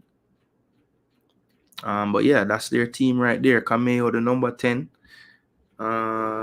Yep, there is Michael Camejo, dangerous player as well. Walberto Leon as well, good player. So yeah, they will be coming back here. As I said, they will probably look at our game the same way I'm looking at it, saying, okay, if we want to get out of this group as even a third place finisher, we definitely will have to get 3 points in our final game. So I think Jamaica and Cuba will be looking at that game as basically, their chance to get out of the group and have a chance to play a quarterfinal match to, in what would probably be an upset at that point to get to the semifinals. So the Cuba under 20 team, as I said before, people, I wouldn't have known very much about them beforehand, just from watching previous qualifying and everything. But I do need to do some more research before we play Cuba. So I will be watching back those games they played in that qualifying tournament. Of course, they were able to get here by virtue of winning their group. So, taking the scalp of Nicaragua would be a big one for them. So yeah, they did very well to get out of that. So good job to Cuba for getting here, and we'll see how they turn up in this tournament. And last but not least, people, before we close off the show for today, I want to take a look at the Jamaica under 20 team as listed on Transfer Market. We do have a squad of 21. So we're going to go through this list and try to just talk about the players in it and maybe try to figure out, what direction the coach might go in with some of these players that we do have. All right.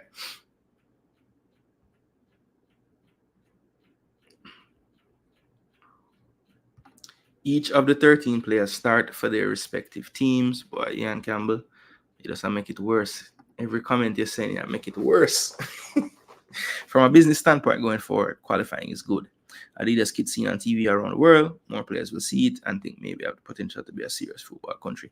1-1, absolutely. I do think sometimes when we think about these youth tournaments, we get so caught up on the fact that, you know, there's no prize money. But the thing is, like, being present at a global tournament, it just helps so much in brand recognition. And also, as you said, for people who are thinking of coming to Jamaica, maybe it gets them to come earlier because they see that, okay, I can be playing in a world championship seen around the world at youth level. That's knock-on effect for their club life. That's knock-on effect for everything. You put that on your CV that you played in the World Cup for Jamaica, regardless of how the games go and all these things. That's something that is very, very desirable to coaches and to people building for their projects in their clubs. So, you know what I'm saying? I don't think that we just need to be so caught up in, you know, no prize money. Like, the residual effect, you know, the sponsorship you might gain from going to them and saying, listen, we want a development fund to be started. Okay, really? So how have you been developing lately? Well, you know, we haven't been to a youth World Cup since 2011, but blah blah blah. No, you have much more strength to bargain for those deals if you can go to them and say, yo, we've qualified for the last two under 17s. We qualified for the last two under 20s. Our girls under 17s you know, like that. When you can bring that to the table, then whatever deal you're looking to get, the dollar amounts just go up and up and up, and you're able to develop more based on your power in the bargaining side of things. You know what I'm saying? And you only will get that power if you can show concrete results. And right now we can't. So yeah, I agree. I think the knock-on effect is too great. You know, yes, it's not monetarily in that moment the best payoff, but you have to surely look at residual effect for things, and that can affect the later payouts that you might get. We reach the U20 World Cup and then the Senior World Cup, our next kid sponsorship negotiation. I'm telling you, you can command so much more in that room. Yeah, man, I would say it's definitely short-sightedness for sure. That is where we go wrong. We can't develop players that way. We have been doing this from ever since. Tell player over the years that make overseas, not one. Yeah. A lot of them come back. I saw Zimini's coming back as well. Very disappointing, you know. I was hoping he would just stick with it in Belgium. Doing the same thing over and over, but expecting different results. Absolutely. Best thing we can do for our development is be successful, so we have more money to invest in infrastructure coaching. Absolutely.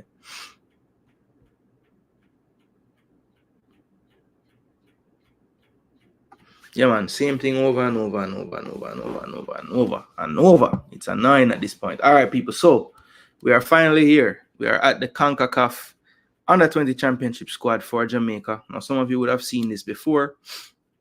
As you see, 10 p.m. Friday. Is it 10 p.m. though? I need to check the time where I am.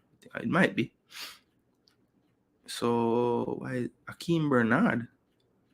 Is this the right squad? It looks like they still have the team from the last one, you know, Nick Simmons. Okay, so this is not it. All right, so we can't work with transfer market for this one, people. Let me stop sharing this and let's just go to the JFF Instagram because I know they posted it on there. Matter of fact, I think it's on the screen already. Yep. No, this is the old one. So let's go to the newer one. Here we go.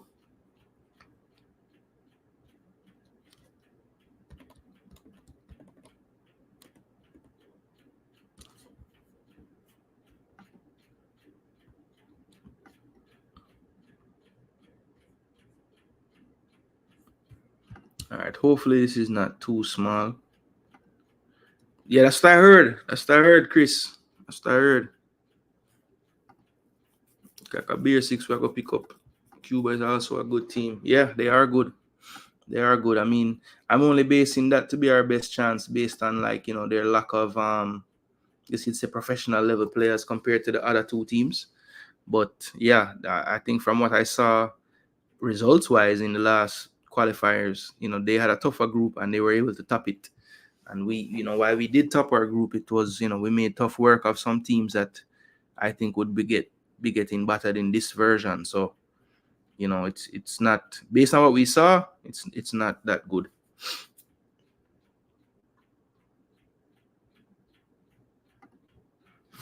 Yeah, that's why I get out of that DJ gigs. It looked like transfer market haven't updated our squad. So it might be a tad small, and I'm sorry for that, people, but this is the squad. Actually, that should be okay. This is the squad for the Reggae Boys going into this tournament. First, I just wanted to make sure. I think it's 21, but 1, 2, 3, 4, 5, 6, 7, 8, 9, 10, 11, 12, 13, 14, 15, 16, 17, 18, 19, 20, 21. All right, so it is 21 players in the squad. Um, Marvin Ferran said Jamaica U20 is not going to win one game. Wow. Yeah, I mean it's possible. It's definitely possible based on the team. But let's just go through the list. We have Joshua Grant, New York Red Bulls, playing with them. So let's actually, since I don't have the full list on transfer market, what I am gonna do though is just pull up the players and see how many of them actually register on transfer market. That's the first thing. So Joshua Grant, I'm pretty sure he will be there. He's in a recognized academy. Let's make sure. All right, so Joshua Grant did pop up right away. Has one cap for the U20s. Let's see. I think he played one game at that qualifying tournament. So that's his one cap. Obviously could represent the United States as well, but does represent us. Was at South Florida Academy, moved to Miami Academy. Actually, let me get this on screen so you guys can see what I'm looking at. So I'm currently just gonna pull up the guys individually on transfer market and see what kind of trajectory they've taken to get here. So yeah, he did represent us at U17 level as well. Played in under 17 championships. Played 2 times. Made his debut in the qualifying tournament in February. He's gone from South Florida Academy to Miami Academy, then to Real Salt Lakes Academy last year, and then January of this year moved from the RSL Academy to the New York Red Bulls Academy this season. So it's showing that he has not made an appearance in MLS Next Pro. So not sure where he's been playing recently. Yeah, they're not giving me anything for him stats-wise. They're only showing his game against Martinique earlier this year.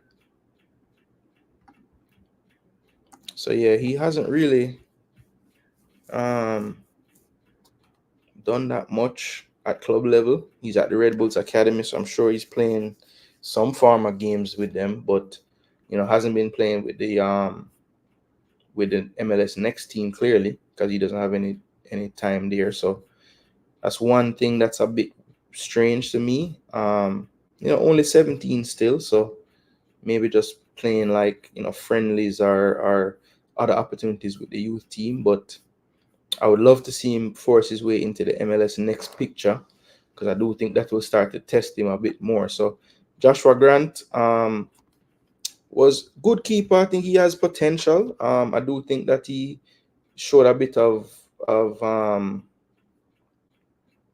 he looked a bit nervous with the ball at his feet at times, especially in the friendlies we played in Trinidad.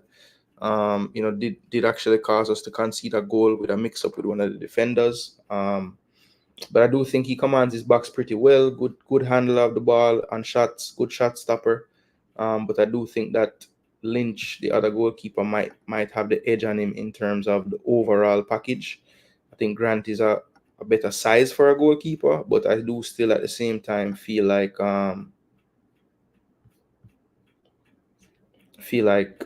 Lynch did enough in that last tournament to warrant him maybe having the place over Joshua Grant. But it's a close battle. I'll put it that way. It's a close battle. But I would give the slight edge based on what I saw in the last tournament to Twain Lynch. Let's see if I have any joy getting Twain Lynch in transfer market. Based on him representing us at the U20 level, I think we should get something. And we do see him here. So Twain Lynch, 18 years of age, so 1 year older than Grant. 3 caps, and those would have been in the qualifying tournament. And he did make 2 appearances with the under 17s as well. He's currently at Mount Pleasant Football Academy. Hasn't really been able to break through for them. I think he's made 1 appearance for them. And I know that sometimes the JPL stats aren't the best on transfer market, so I wouldn't necessarily go fully by that. But the good thing is he's a registered player with them. Who knows? Maybe this tournament he can show them something to get a little bit in the reckoning there. But of course, he has some big competition at Mount Pleasant with Shaquan Davis already the starter. So, it's going to be really tough for him. He might need to seek opportunities elsewhere, honestly, to get more first-team football, because I don't really see him passing Shaquan Davis anytime soon or right now. But yeah, I think is in line to start for the Reggae Boys, but we'll see what Jerome Waite thinks. And then they have a third goalkeeper that was added. Akeem Bernard would have been the goalkeeper before, but they have recruited another local goalkeeper. He represents my old club that I used to represent in Jamaica, Real Mona. So big up to Real Mona for getting a few players actually into this team. But his name is Alex James, and I don't believe that we're going to be able to find him on transfer market due to the fact that he has never represented us at the U20 level, and they haven't really adjusted the squad. So yeah, as I thought, we're not going to be able to find him anywhere. So Alex James, don't know much about him. No, he plays for Real Mona, so he's probably a good youth, But we're not really going to win a popularity contest here. We're trying to win football matches. So if anybody has any history or knowledge of Alex James from Real Mona, you can bless us with that knowledge right now.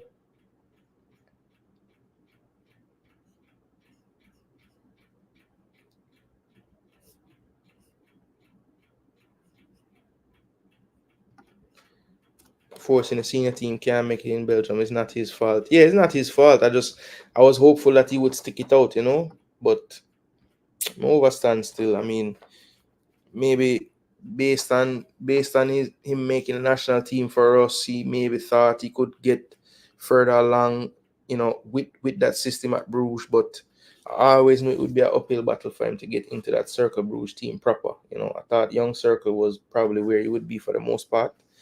But yeah, I guess he wants to come back home at this point. I mean, they have another year on his contract, so I'm a bit surprised.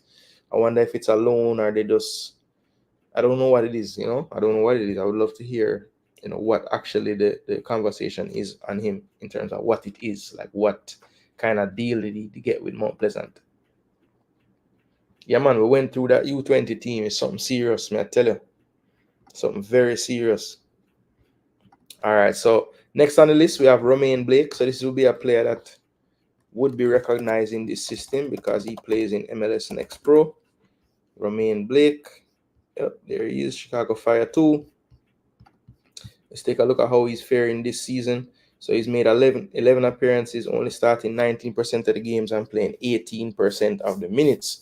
So, and he did make an appearance in a US Open Cup match, which is actually not bad. Playing 9% of the minutes in that one match. But yeah, let's take a look at this MLS Next Pro. One thing that I want to see as well, where he has played. So he has 1 game at CM, 1 at DM, and 1 at right back, right? And those would have been the 3 games that he would have started. Now, they don't typically tell you where he enters the field of play and plays. which is a bit annoying. But for the most part, yeah, I think he's made 3 starts and come off the bench for all his other appearances. 18 years of age now. I think this is his second season with them. Yeah, 8 sub on, 3 sub out, 3 yellow cards.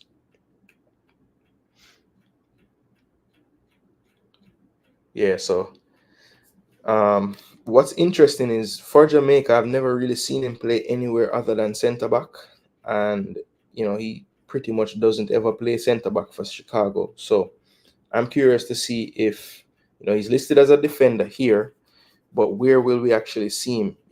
I know that pretty much all the Jamaican coaches have played him at centre back so far.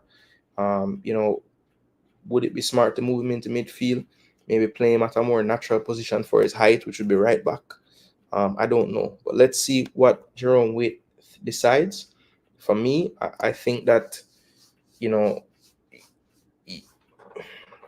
I think he needs to play either right back or midfield for me, personally.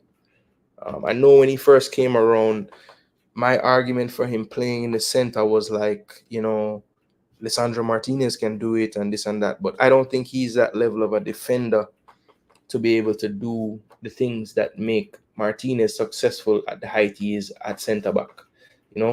I agree, Wunun, he's a useful player. I just don't know.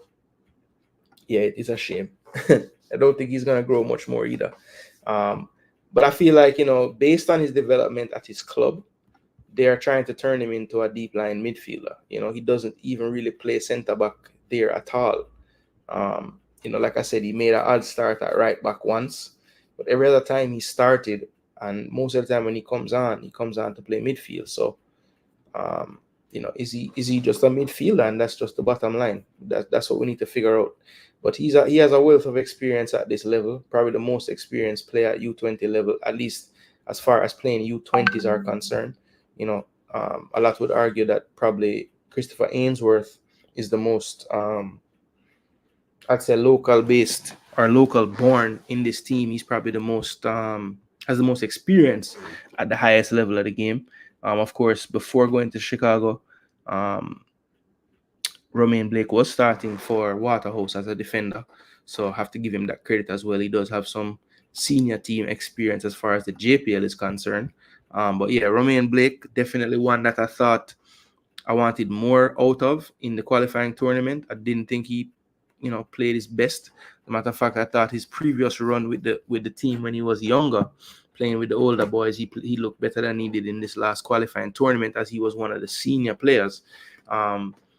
So yeah, my hope is that Jerome Waite gets the best out of him, because I do think that he didn't really play to his full potential in that qualifying tournament as far as I'm concerned. I thought he had a few games where he definitely wasn't putting his best foot forward. So hopefully that can improve for this one.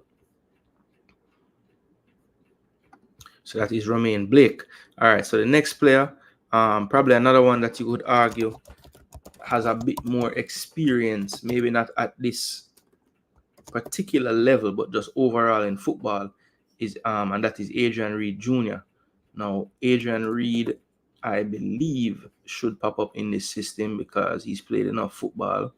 Yep, there's his retired father.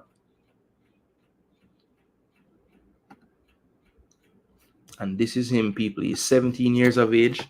I think he's one of the few Jamaican players that has pretty much come to every rank. U13, U15, U17, represented at the U20 as a captain as well for a few of those games. So Adrian Reed, definitely one that is on the move upwards. Can place defensive midfield or centre back. So that's another one that I'm curious about. Where will he be deployed? He's listed in this list as a defender, but our squad list rarely matters where you're listed. You just need to watch the game and see where they turn up on the day. But Adrian Reed, I would think in this squad, as far as the local continent is concerned, one of the ones that definitely needs to have a good tournament if we're going to do anything. They'll be relying on him to really be a huge part of that midfield engine room. Kind of sad that Barrett is missing this tournament. I do have time for that player as well, but he has an injury and can't play. But yeah, Adrian Reed will have to pick up the slack. But let's see. Will he be playing centre back? Will he be playing midfield? We're not really sure. So that's one that we'll have to wait and see. Next on the list, Javin Williams from Reno FC. This is a player that a lot of people were surprised wasn't on the team when they went to the qualifying tournament in February. So he is back in there. I look at this like when you're looking at the players that went in February to that tournament, I think that this is probably a direct replacement to for Michael Forbes. I think that both players, have similar body types, similar kind of defenders. I do think that Javin Williams is a lot more technically proficient than Forbes, though, and I do think that he might have a bit more in the side of football and IQ in terms of not getting caught out of position, not having to, make lunging challenges, which I think got Forbes into trouble. And, was part of the reason why he did receive some red cards in the limited games he played. I think he played 4 matches and got 2 red cards. So, not the best ratio for a defender to have. So I wasn't that surprised that he didn't make it. I know others in the Jamaican football space tried to tell us why he didn't make it. It was all politics and all these things. But regardless of all of that, if you're just looking at his performances, I think he's one that I would say, really didn't warrant to be back in this thing, So Javin Williams, basically, I think replacing Michael Forbes. So let's see how he does. I think that he would be one in line to potentially get a starting spot, even though he's relatively unknown at this level. I do think based on what I've seen of the player, his pedigree, he's a Kingston Football Academy person as well. So I know he has some experience traveling to play overseas. Most of the teams he plays for, he ends up being the captain. So it's another one that has that leadership quality as well. So really interested to see how this player looks against this level of competition. I'm definitely looking forward to seeing Javin Williams. Then you have Nashan Bolt.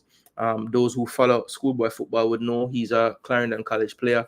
Won the title with them last season, playing centre back with forget my boy name there, Hodges at centre back. So yeah, let's see what he does. He is a bring back from the U17. At that time, he was playing actually right back for the under 17, or left back, I should say, because I know that guy from FC Dallas was on that side. Well, formerly FC Dallas. I think he's San Antonio FC now, who didn't actually make this under 20 team, which was surprising.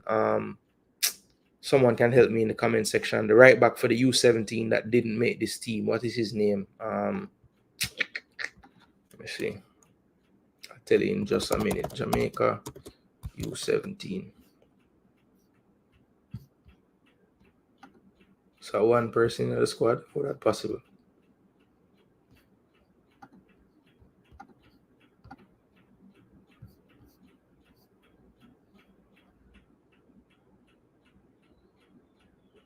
Malachi Molina, that's his name. I couldn't remember the man's name, star.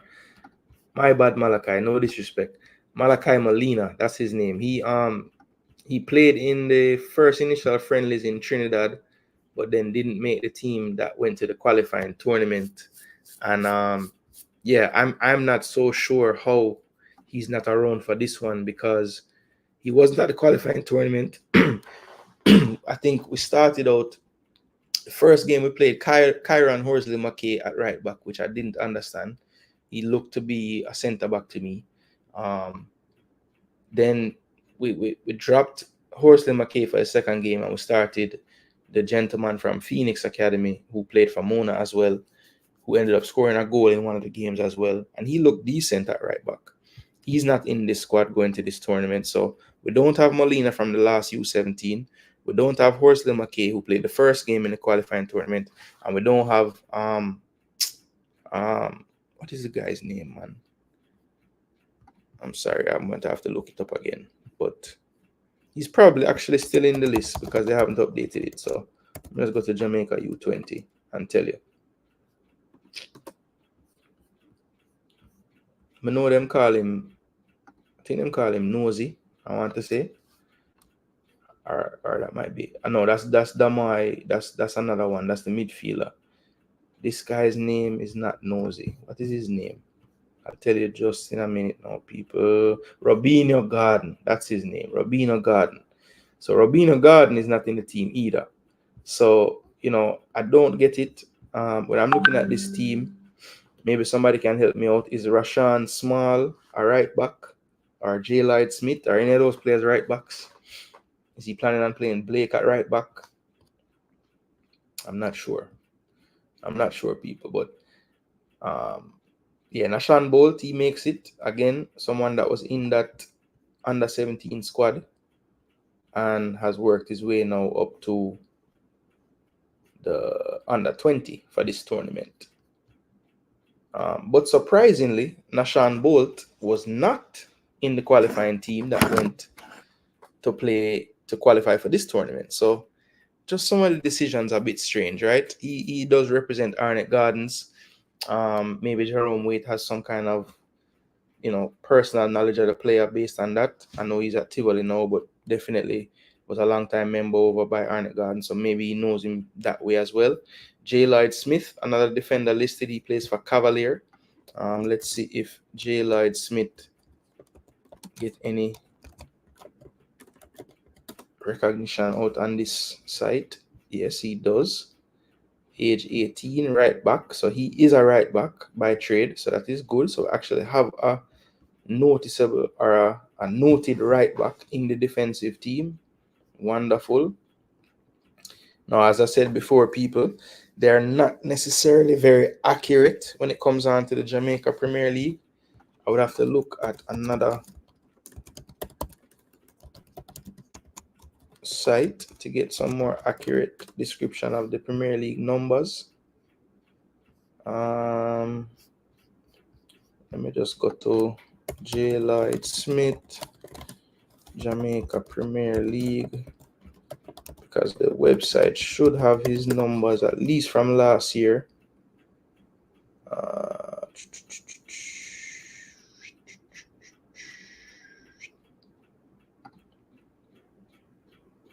Let's see.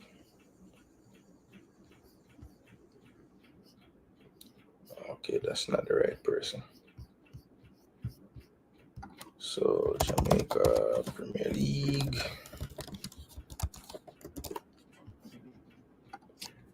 JamaicaFootball.org.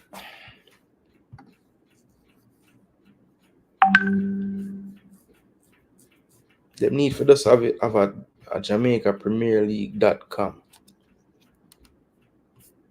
I guess that's taken already. All right, so let's search J. Lloyd Smith. It should give me a. Okay, can't do it that way. All right, so let's see. Player stats. Bear with me, people. I just want to see. I know Nashan Bolt didn't really make no appearance for what name? For Arnett, but I know Cavalier has a tendency to give their players chances, so I'm just looking at Cavalier's roster, and I just want to get an idea of how much he actually would have played this year. Cavalier.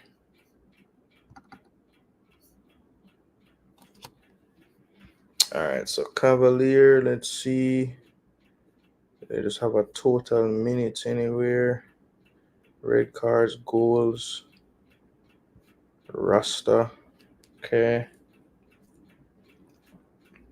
3,000 people can fit in Stadium East. Never knew that.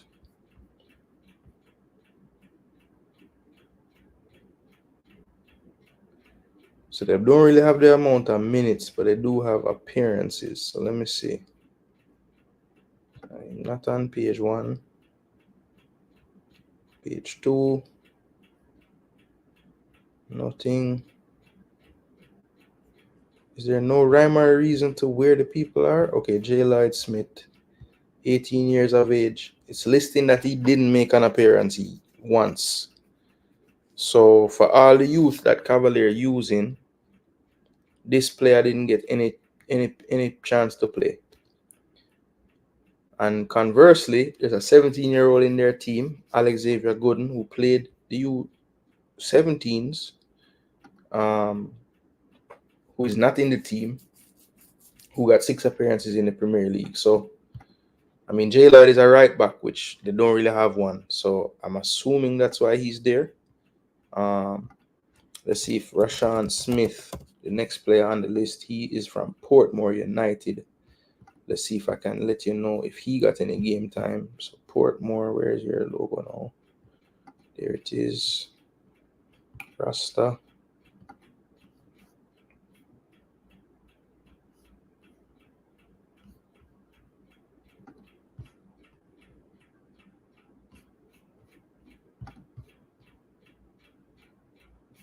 Got them sign up a lot of people for them side there, man.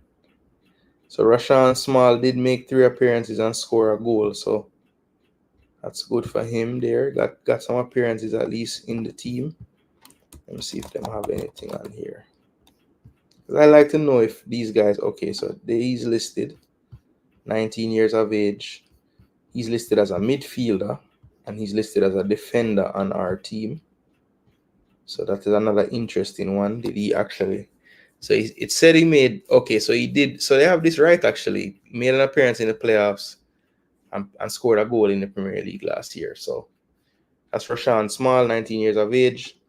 Haven't been in any of the youth teams to my knowledge. So this is kind of a debut for him. Brian Burkett, this is a player that would have been in and around the national setups for a little bit now. St. George's College and done beholden. Did get some playing time in the Premier League, you know, sparingly, but did get some time last season. So he's one that I think that the coach will be relying on at times. Mackay Welsh, I thought, did excellent in the under-20 qualifying tournament. I thought he was a good find for us. He's at Leyton Orient with the U18s. But yeah, did receive 2 yellows in the, I think it was the final game. Oh no, it was the second game and had to miss the last game of the qualifying tournament. But I still think, even regardless of those 2 yellows in that game, he's a player that I thought definitely showed a lot of Jamaica fans, you know, that he could be one for the future, especially knowing that in that kind of deeper line area, Jamaica does struggle to produce the players to fill those gaps in the teams. So Mackay Welsh, one that I'm looking forward to seeing again in this tournament. Another holdover from the last one would be Alexander Bicknell. I thought he was a bit underwhelming actually in the qualifying tournament. Did look to be off the pace quite a bit. Currently at Lexos in Portugal with their under 23s. And he's basically playing in a youth league over there. Been there since January when he left Vice, where a lot of the Phoenix players had gone over there in Belgium. So yeah, let's see if Bicknell gives a better showing than he did in the qualifying tournament. When I started, as I said, he was a bit off the pace when I saw him get onto the pitch. So that's Alexander Bicknell. So moving right along, Fabian Reynolds, another one that I thought was a standout in that qualifying tournament. Actually, one of the few that I think you could say gave a pretty decent account and showing for himself. Tricky winger, plays on the right side for Jamaica when he has played for us, but can play on the left as well. 3 caps and 1 goal. Scored a beautiful goal. His 1 goal in that tournament, cutting in from the right and finishing very well. But yeah, this is one that, you know, when you look at his season last year with Wolves, you must say that he was, you know, putting in the work at that level. Let me just look at his stats real quick.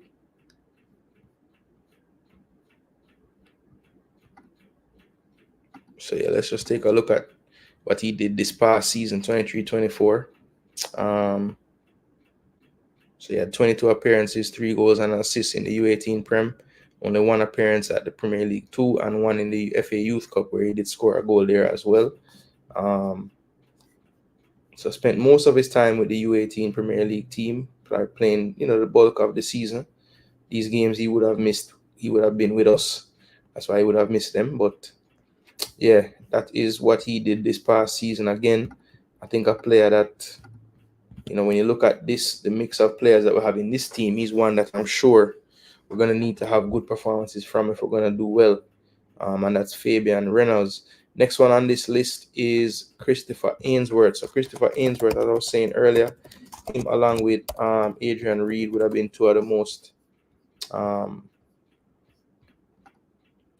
accomplished players at senior level as far as caps and appearances. In his career already, he has made 74 appearances at the first team level for Cavalier, which is very, very good. He's only 18 years of age and have been playing since 2021 or 22 when he was 15. So yeah, definitely a player for the future. And as far as the under 20 is concerned, a player for the now. Based on the team selection, we could see him used as a left back. We could see him used more as an attacking midfielder on the left-hand side, as what we saw in the tournament leading up. He did play one game at left back and one game and a couple of games further up the pitch. So let's see what Jerome Waite thinks. What is his best area to be on the pitch? So that's Christopher Ainsworth, one to watch for Jamaica this coming tournament. Definitely needs a better showing than what he showed us in that qualifying competition, when I thought he didn't quite, live up to some of the fans' expectations as far as his output in those games. Yeah, man. I would say Bell, Molina, Kobe Thomas, Bell, Molina, Kobe Thomas. Even though Kobe Thomas wasn't on that under 17, he was on the last U20 and has the age still. But Kobe Thomas is another one that I would say, he should be there. Trying to think. Molina, Bell.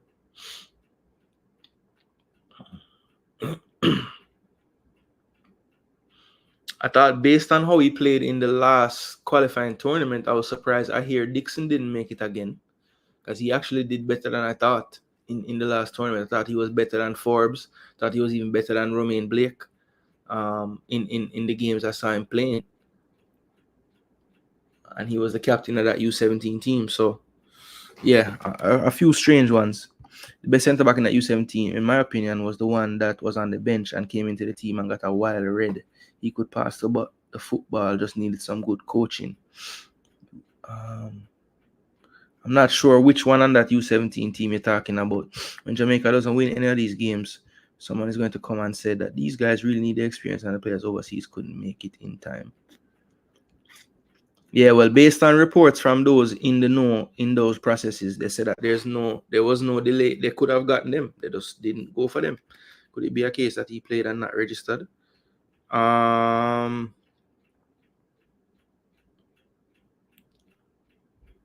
not sure who you're talking about there, Caris.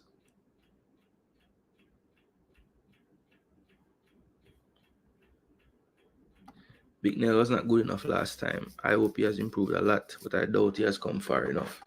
Yeah, it's I haven't seen enough, man, to warrant him being there, to be honest. I mean, I've heard about this powerful shot him have, but him look weak when him play to me. I don't know. That's why I say him just look off the pace, like him just not fully 100 fit like some other people. That's what it looks like to me. But let's see. I mean, he can prove me wrong. He played decent in one of the games in the under 17s the last time, or the U20s, whichever one he was on. But I think other than that, he has been pretty average, but still making the teams. All right, so that's Ainsworth. Now let's see if I can get any info on Shadiko Wizard. Wizard is another player that plays in the JPL. He plays for Arnett Gardens. Did get some time in the playoffs as well. I believe he was starting. I think he was like starting at right back, maybe I want to say. But he's listed here as a midfielder. But let's see. Just looking at the roster, just want to see how much time he actually played. I know towards the end of the season, he was starting in the playoffs, which is a good sign. I'm just wondering when that would have started for him.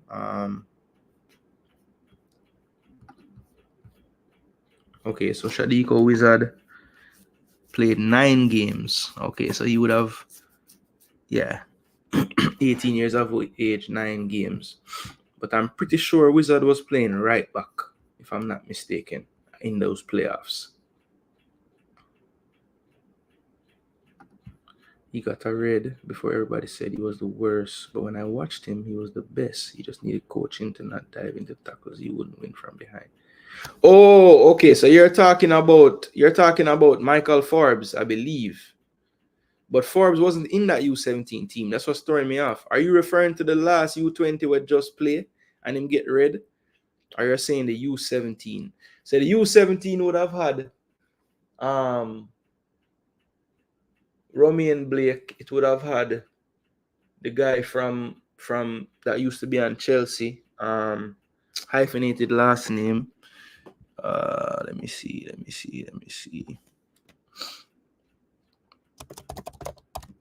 All right, so first I'm going to look at the U17 that you're talking about because I'm curious to see which player you're talking about.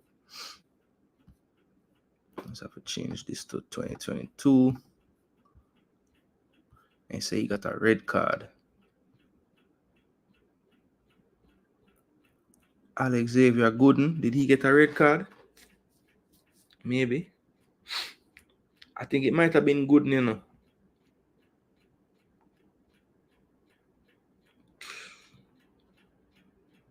Mangatal.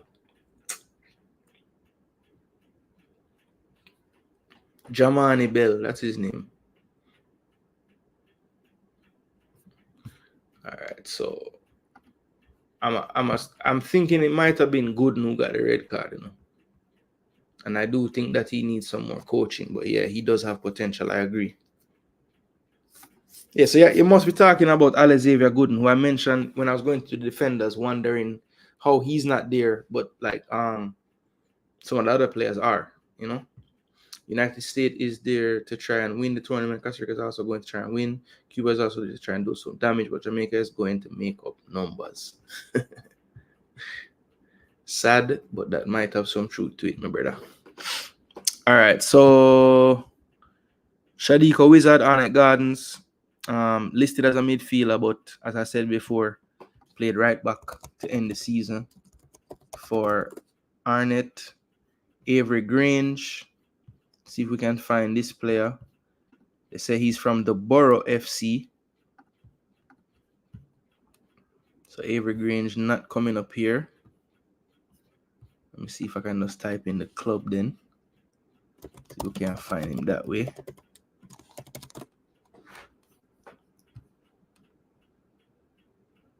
I hope you guys are still smashing that like button, because I haven't really asked for that very much. We've just been going through and letting you know. So where the heck is this Borough FC team, people? It's not on transfer market anywhere.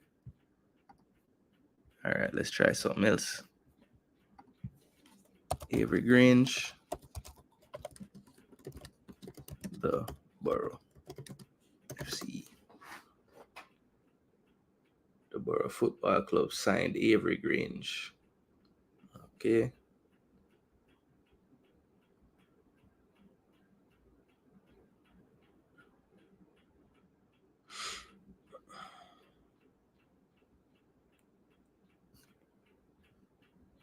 All right, first let's learn about this club. So the Borough FC is Scarborough's premier soccer team. It's gonna be in the League One Ontario League. So this guy clearly lives in Canada.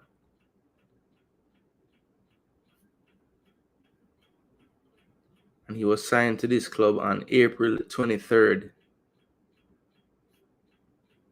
Okay, so yeah, he plays for this club in Canada in the Ontario division. So not a CPL team, but one of the leagues. I'm not sure if it's League One or League Two though, because some of them saying one and some saying two. So I'm not sure, but they're in a league, the Ontario Men's League. That's where they play. So that's where he's coming from. He's listed as a midfielder as well. Yeah, I'm pretty sure you're talking about Xavier Gooden, because he would have been in that under-17 squad. And you say it wasn't Blake, because you would have known Blake. And it wasn't Ahir Dixon, because I said his name, I never say anything. So it must be yeah, so this is the Borough FC. I was thinking this team was actually in England, you know. So yeah, this is actually a Canadian club in Ontario, Scarborough to be exact. So all my Canadian brethren can let me know about that team. Let's see, under 17, 2022.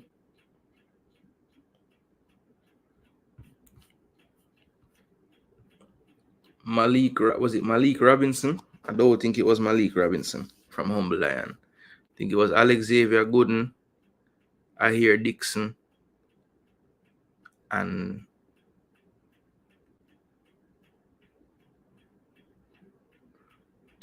I don't think Malik Robinson got a red card. I think it was Gooden who got the red card, you know.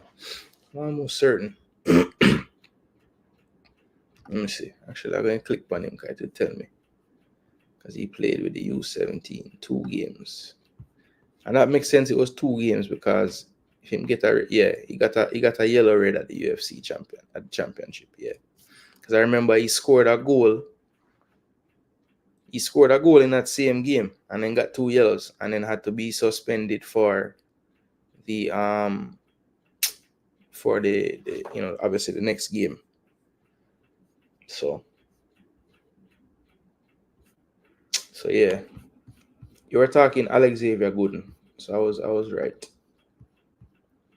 All right, so let's see. So that's Avery Grange out of Canada. Sadly, people, not much on him. Just joined the club he's at in April, so not much I know about him. Dunstan Cohen, another player that has some experience in the Premier League. He would have gotten a lot of time with his club, Vere United.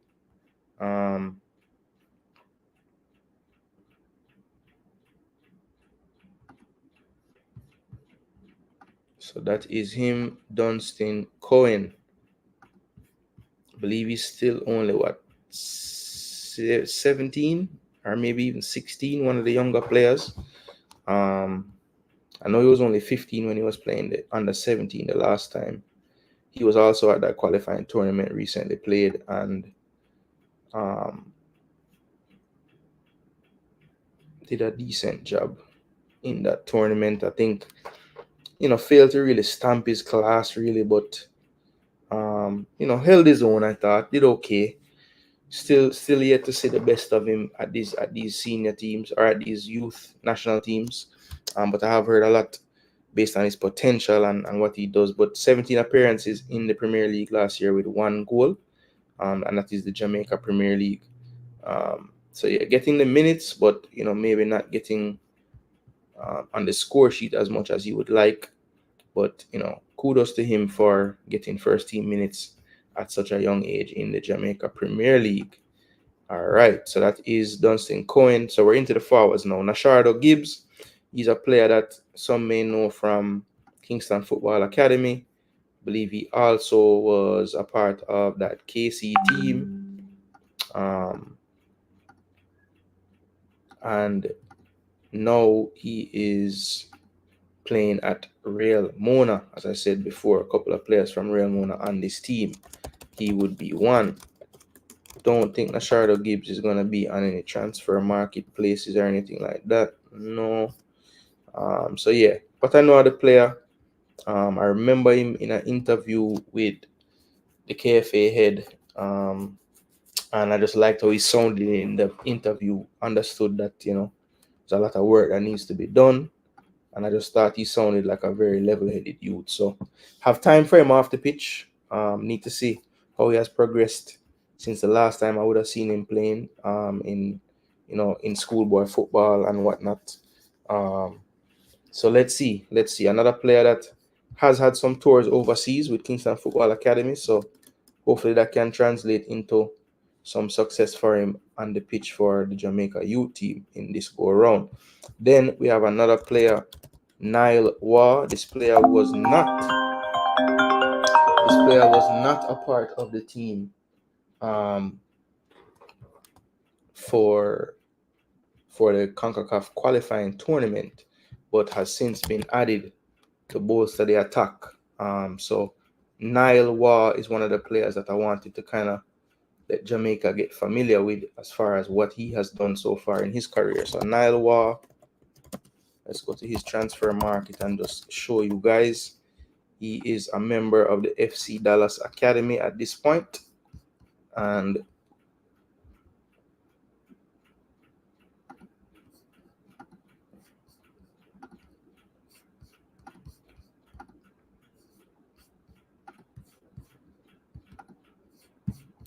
see if anybody had anything. Parish Council, that is a great question. One that I don't really have the answer to yet. I am assuming that Concacaf Go will have these games, but you know, if you're in the region of North America or the Caribbean, typically you need a VPN to view. Now, I am hopeful that you won't need a VPN, because the last time Concacaf YouTube's channel was just showing the games, right? So that's how we got to watch the last set of games in the tournament. But they don't always do that for these tournaments, so I'm a bit unsure exactly what's going to happen. I know for the last round of World Cup qualifiers, they freed up Concacaf Go and the Concacaf YouTube channel, and they just were showing it no matter what territory you were in. I don't know if that's going to be the case for this, but as soon as I find out, I will be doing some more live content before Friday, and I will let you know. All right, Parish Council, but good question, but I'm not really certain right now. JFF not telling us how to watch it, so I'm going to have to find out myself.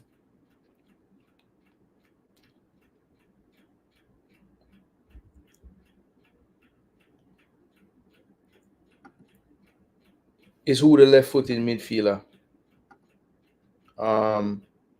Dunstan Cohen? No. Cohen is like a central forward / wide forward type of player. Can play left or right side. And I think he's not left-footed, he's right-footed. All right, Nile War, Dallas Academy. Recently left the Miami Academy, the Inter Miami Academy, to go to Dallas. Actually, I have a friend of mine that coaches in Florida that actually knows this player's father. His father coaches a high school team, and my friend actually plays against him. So I asked him about the player. He said the player is a good player. Definitely should be able to, do something for us in this tournament. He plays center forward, 17 years of age, and as I said before, is with the FC Dallas Academy currently. Not listed as playing any games yet for them in the MLS Next. So that's an interesting one there. So let's see what Nile War can bring. I think that when you look at the team that was playing in the qualifying tournament, perhaps Nile War would have been a direct replacement for Simmons. So let's see what he will bring to the table. Then you have Ashton Garden, who has been around the team now since the last U17, so some continuity there from him. Still at Atlanta United, recently signed his first pro contract, but still playing the bulk of his time with the Atlanta United 2 team in MLS Next. And then we have another player that played in the U17, didn't play in the qualifying tournament, recently concluded, and that is Oriane Watson. Oriane Watson would be a player that currently plays for Chapelton Maroons. Also, I believe he is, I know at one point he would have been representing Harborview as well. So I'm not really sure where he is now on the club front, but the JFF listed him as Chapelton Maroons. So we'll go with that. And I want to say that Oriane Watson is, I can't remember what school.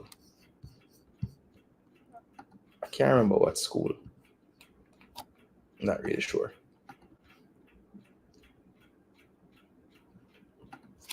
If Cohen was the left-footed midfielder, he's one of the useful ones with some potential in that team, in my opinion. I don't think so. But the left-footed midfielder from the U17s, hold on, let me tell you who that would have been.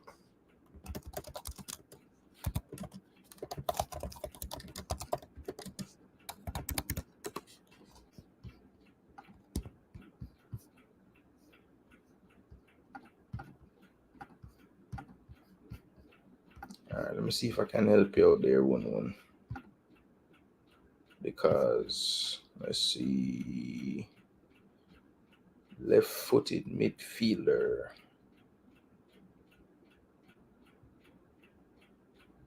Okay, you would be talking about Ronaldo Barrett, who is injured, sadly, because he played also in the under-20 qualifying tournament, and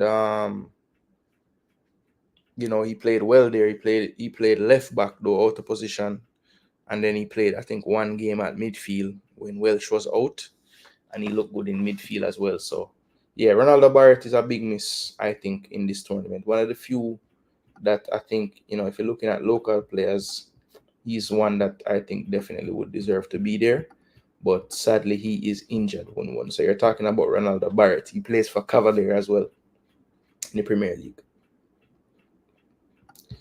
Got to say, Jamaica got some good talent to choose from, but I don't think the coaches that are put in place using them the right way, in my opinion.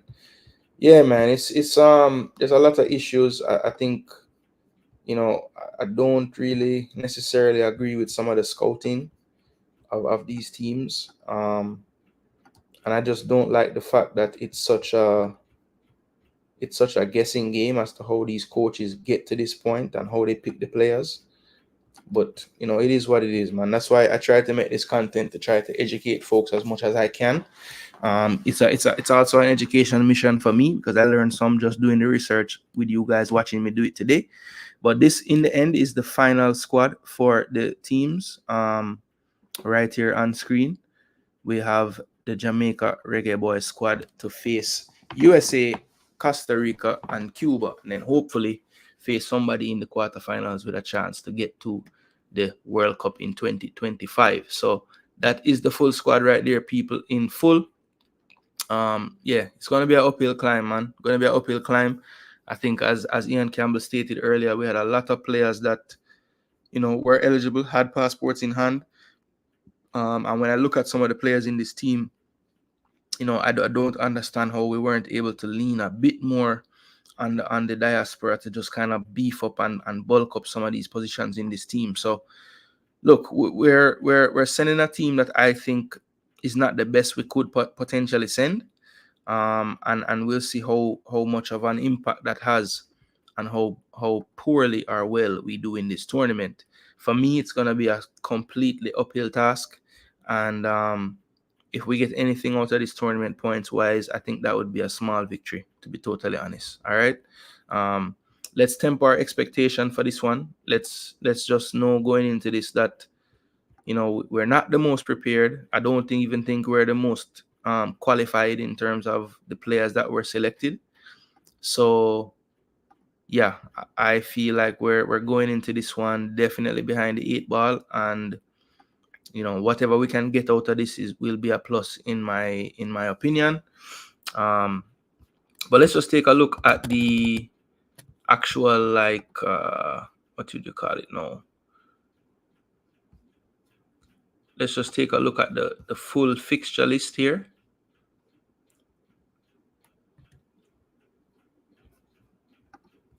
And that way we can see the times of the matches and everything like that. All right, so let me share this screen. And from this, I'm going to tell you guys who I think is going to actually get out of the groups and make it to the semifinals. And all 4 of those teams will be in the World Cup. So these are the games. On the 19th, 7 o'clock, you have Costa Rica and Cuba. So that's the first game for us in the group. And then 10 o'clock Eastern time, we will have USA and Jamaica. So that will be nice and late for me. Won't have any conflict there on Friday. Then Saturday, we get into some of the other groups: Dam Rep, El Salvador, Honduras, and Canada. Some of these teams, like the Canada team I was researching yesterday, full of talent, people. Full of talent all around the world. Sunday, Panama, Guatemala, Mexico, Haiti. That should be a very good one as well. Need to do some research on the Haitian team this go around. Looked at Mexico's team. They have a lot of talent as well.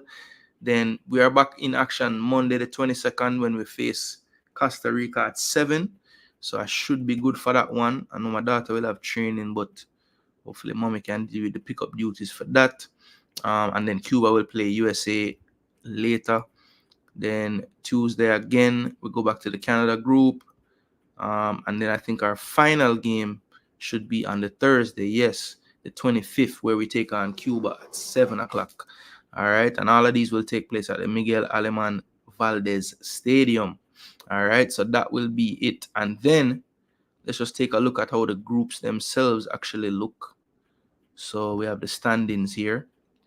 And as I said before, people, the top 2 automatically, and then the best 2 third place teams will make up that quarterfinal, right? So actually what I wanted to do was get us to the screen where I could actually show you guys the quarterfinal matchup. So where is that? Competitions, under 20. Right, I think this will have it right here. Yep, here we go. All right, so let me know if you guys can see this clearly. I'm gonna zoom it in some more so you guys can see it. So this is like just a little cheat sheet of the entire tournament, right? Let me get back there. Okay, there we go. All right, so as I said, this is a cheat sheet right here. So we do kick off the tournament on that Friday with the first day. But if you look at the groups, for me, I would say USA, Costa Rica for sure will top the group in Group A. When we look at Group B, I'm going to lean towards Honduras and Canada to get out of that group. And for Group C, I'm going to say Mexico and Guatemala are going to finish first and second in that group. That's what I think is going to happen, people. And then the 2 best third place, I'm going to say that it's going to be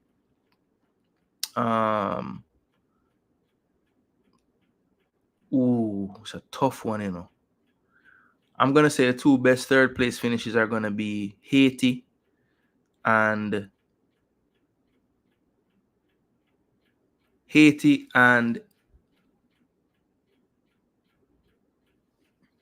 I think it's actually going to be Haiti and El Salvador to finish as the best finishers out of third place. Panama rough out of there.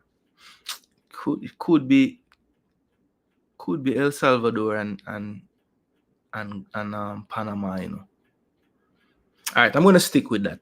Mexico, Guatemala, upset. Guatemala going to upset and get that second place in Group C.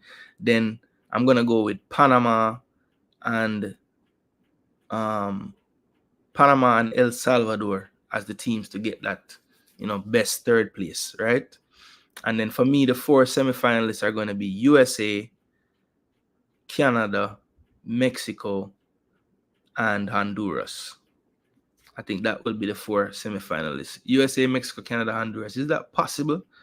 1A versus 3B or C. Okay, so that's good. So they would make it 2C versus 2B.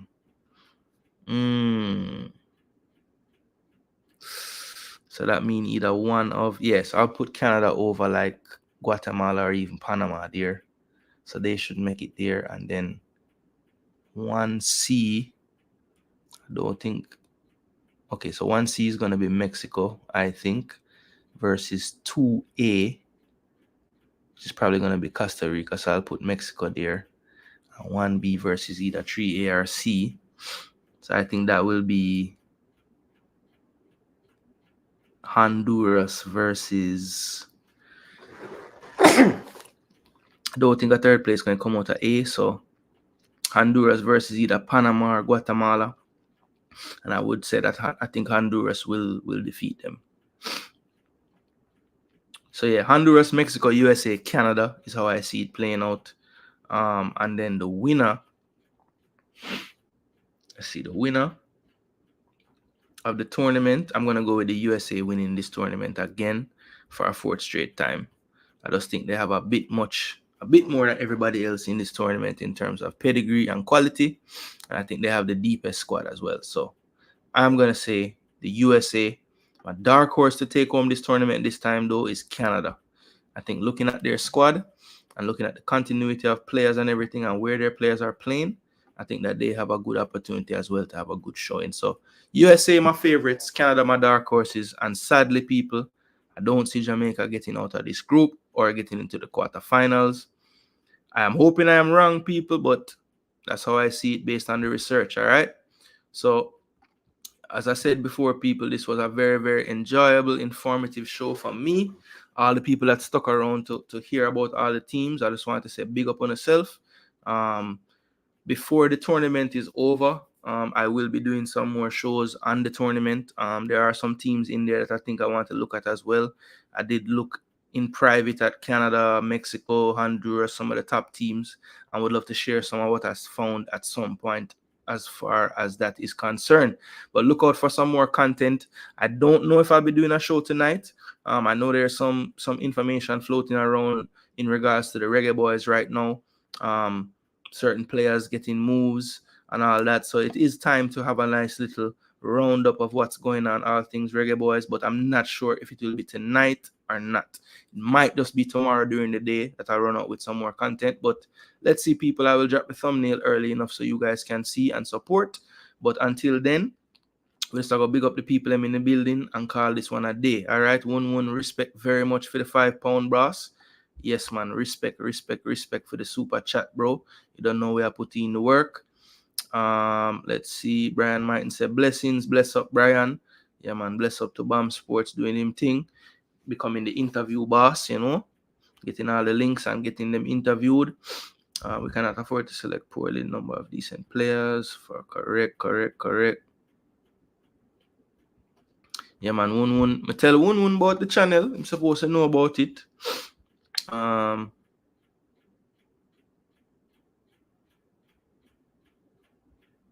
Yeah, man, USA up there, man. Them squad crazy. Canada have a good squad too.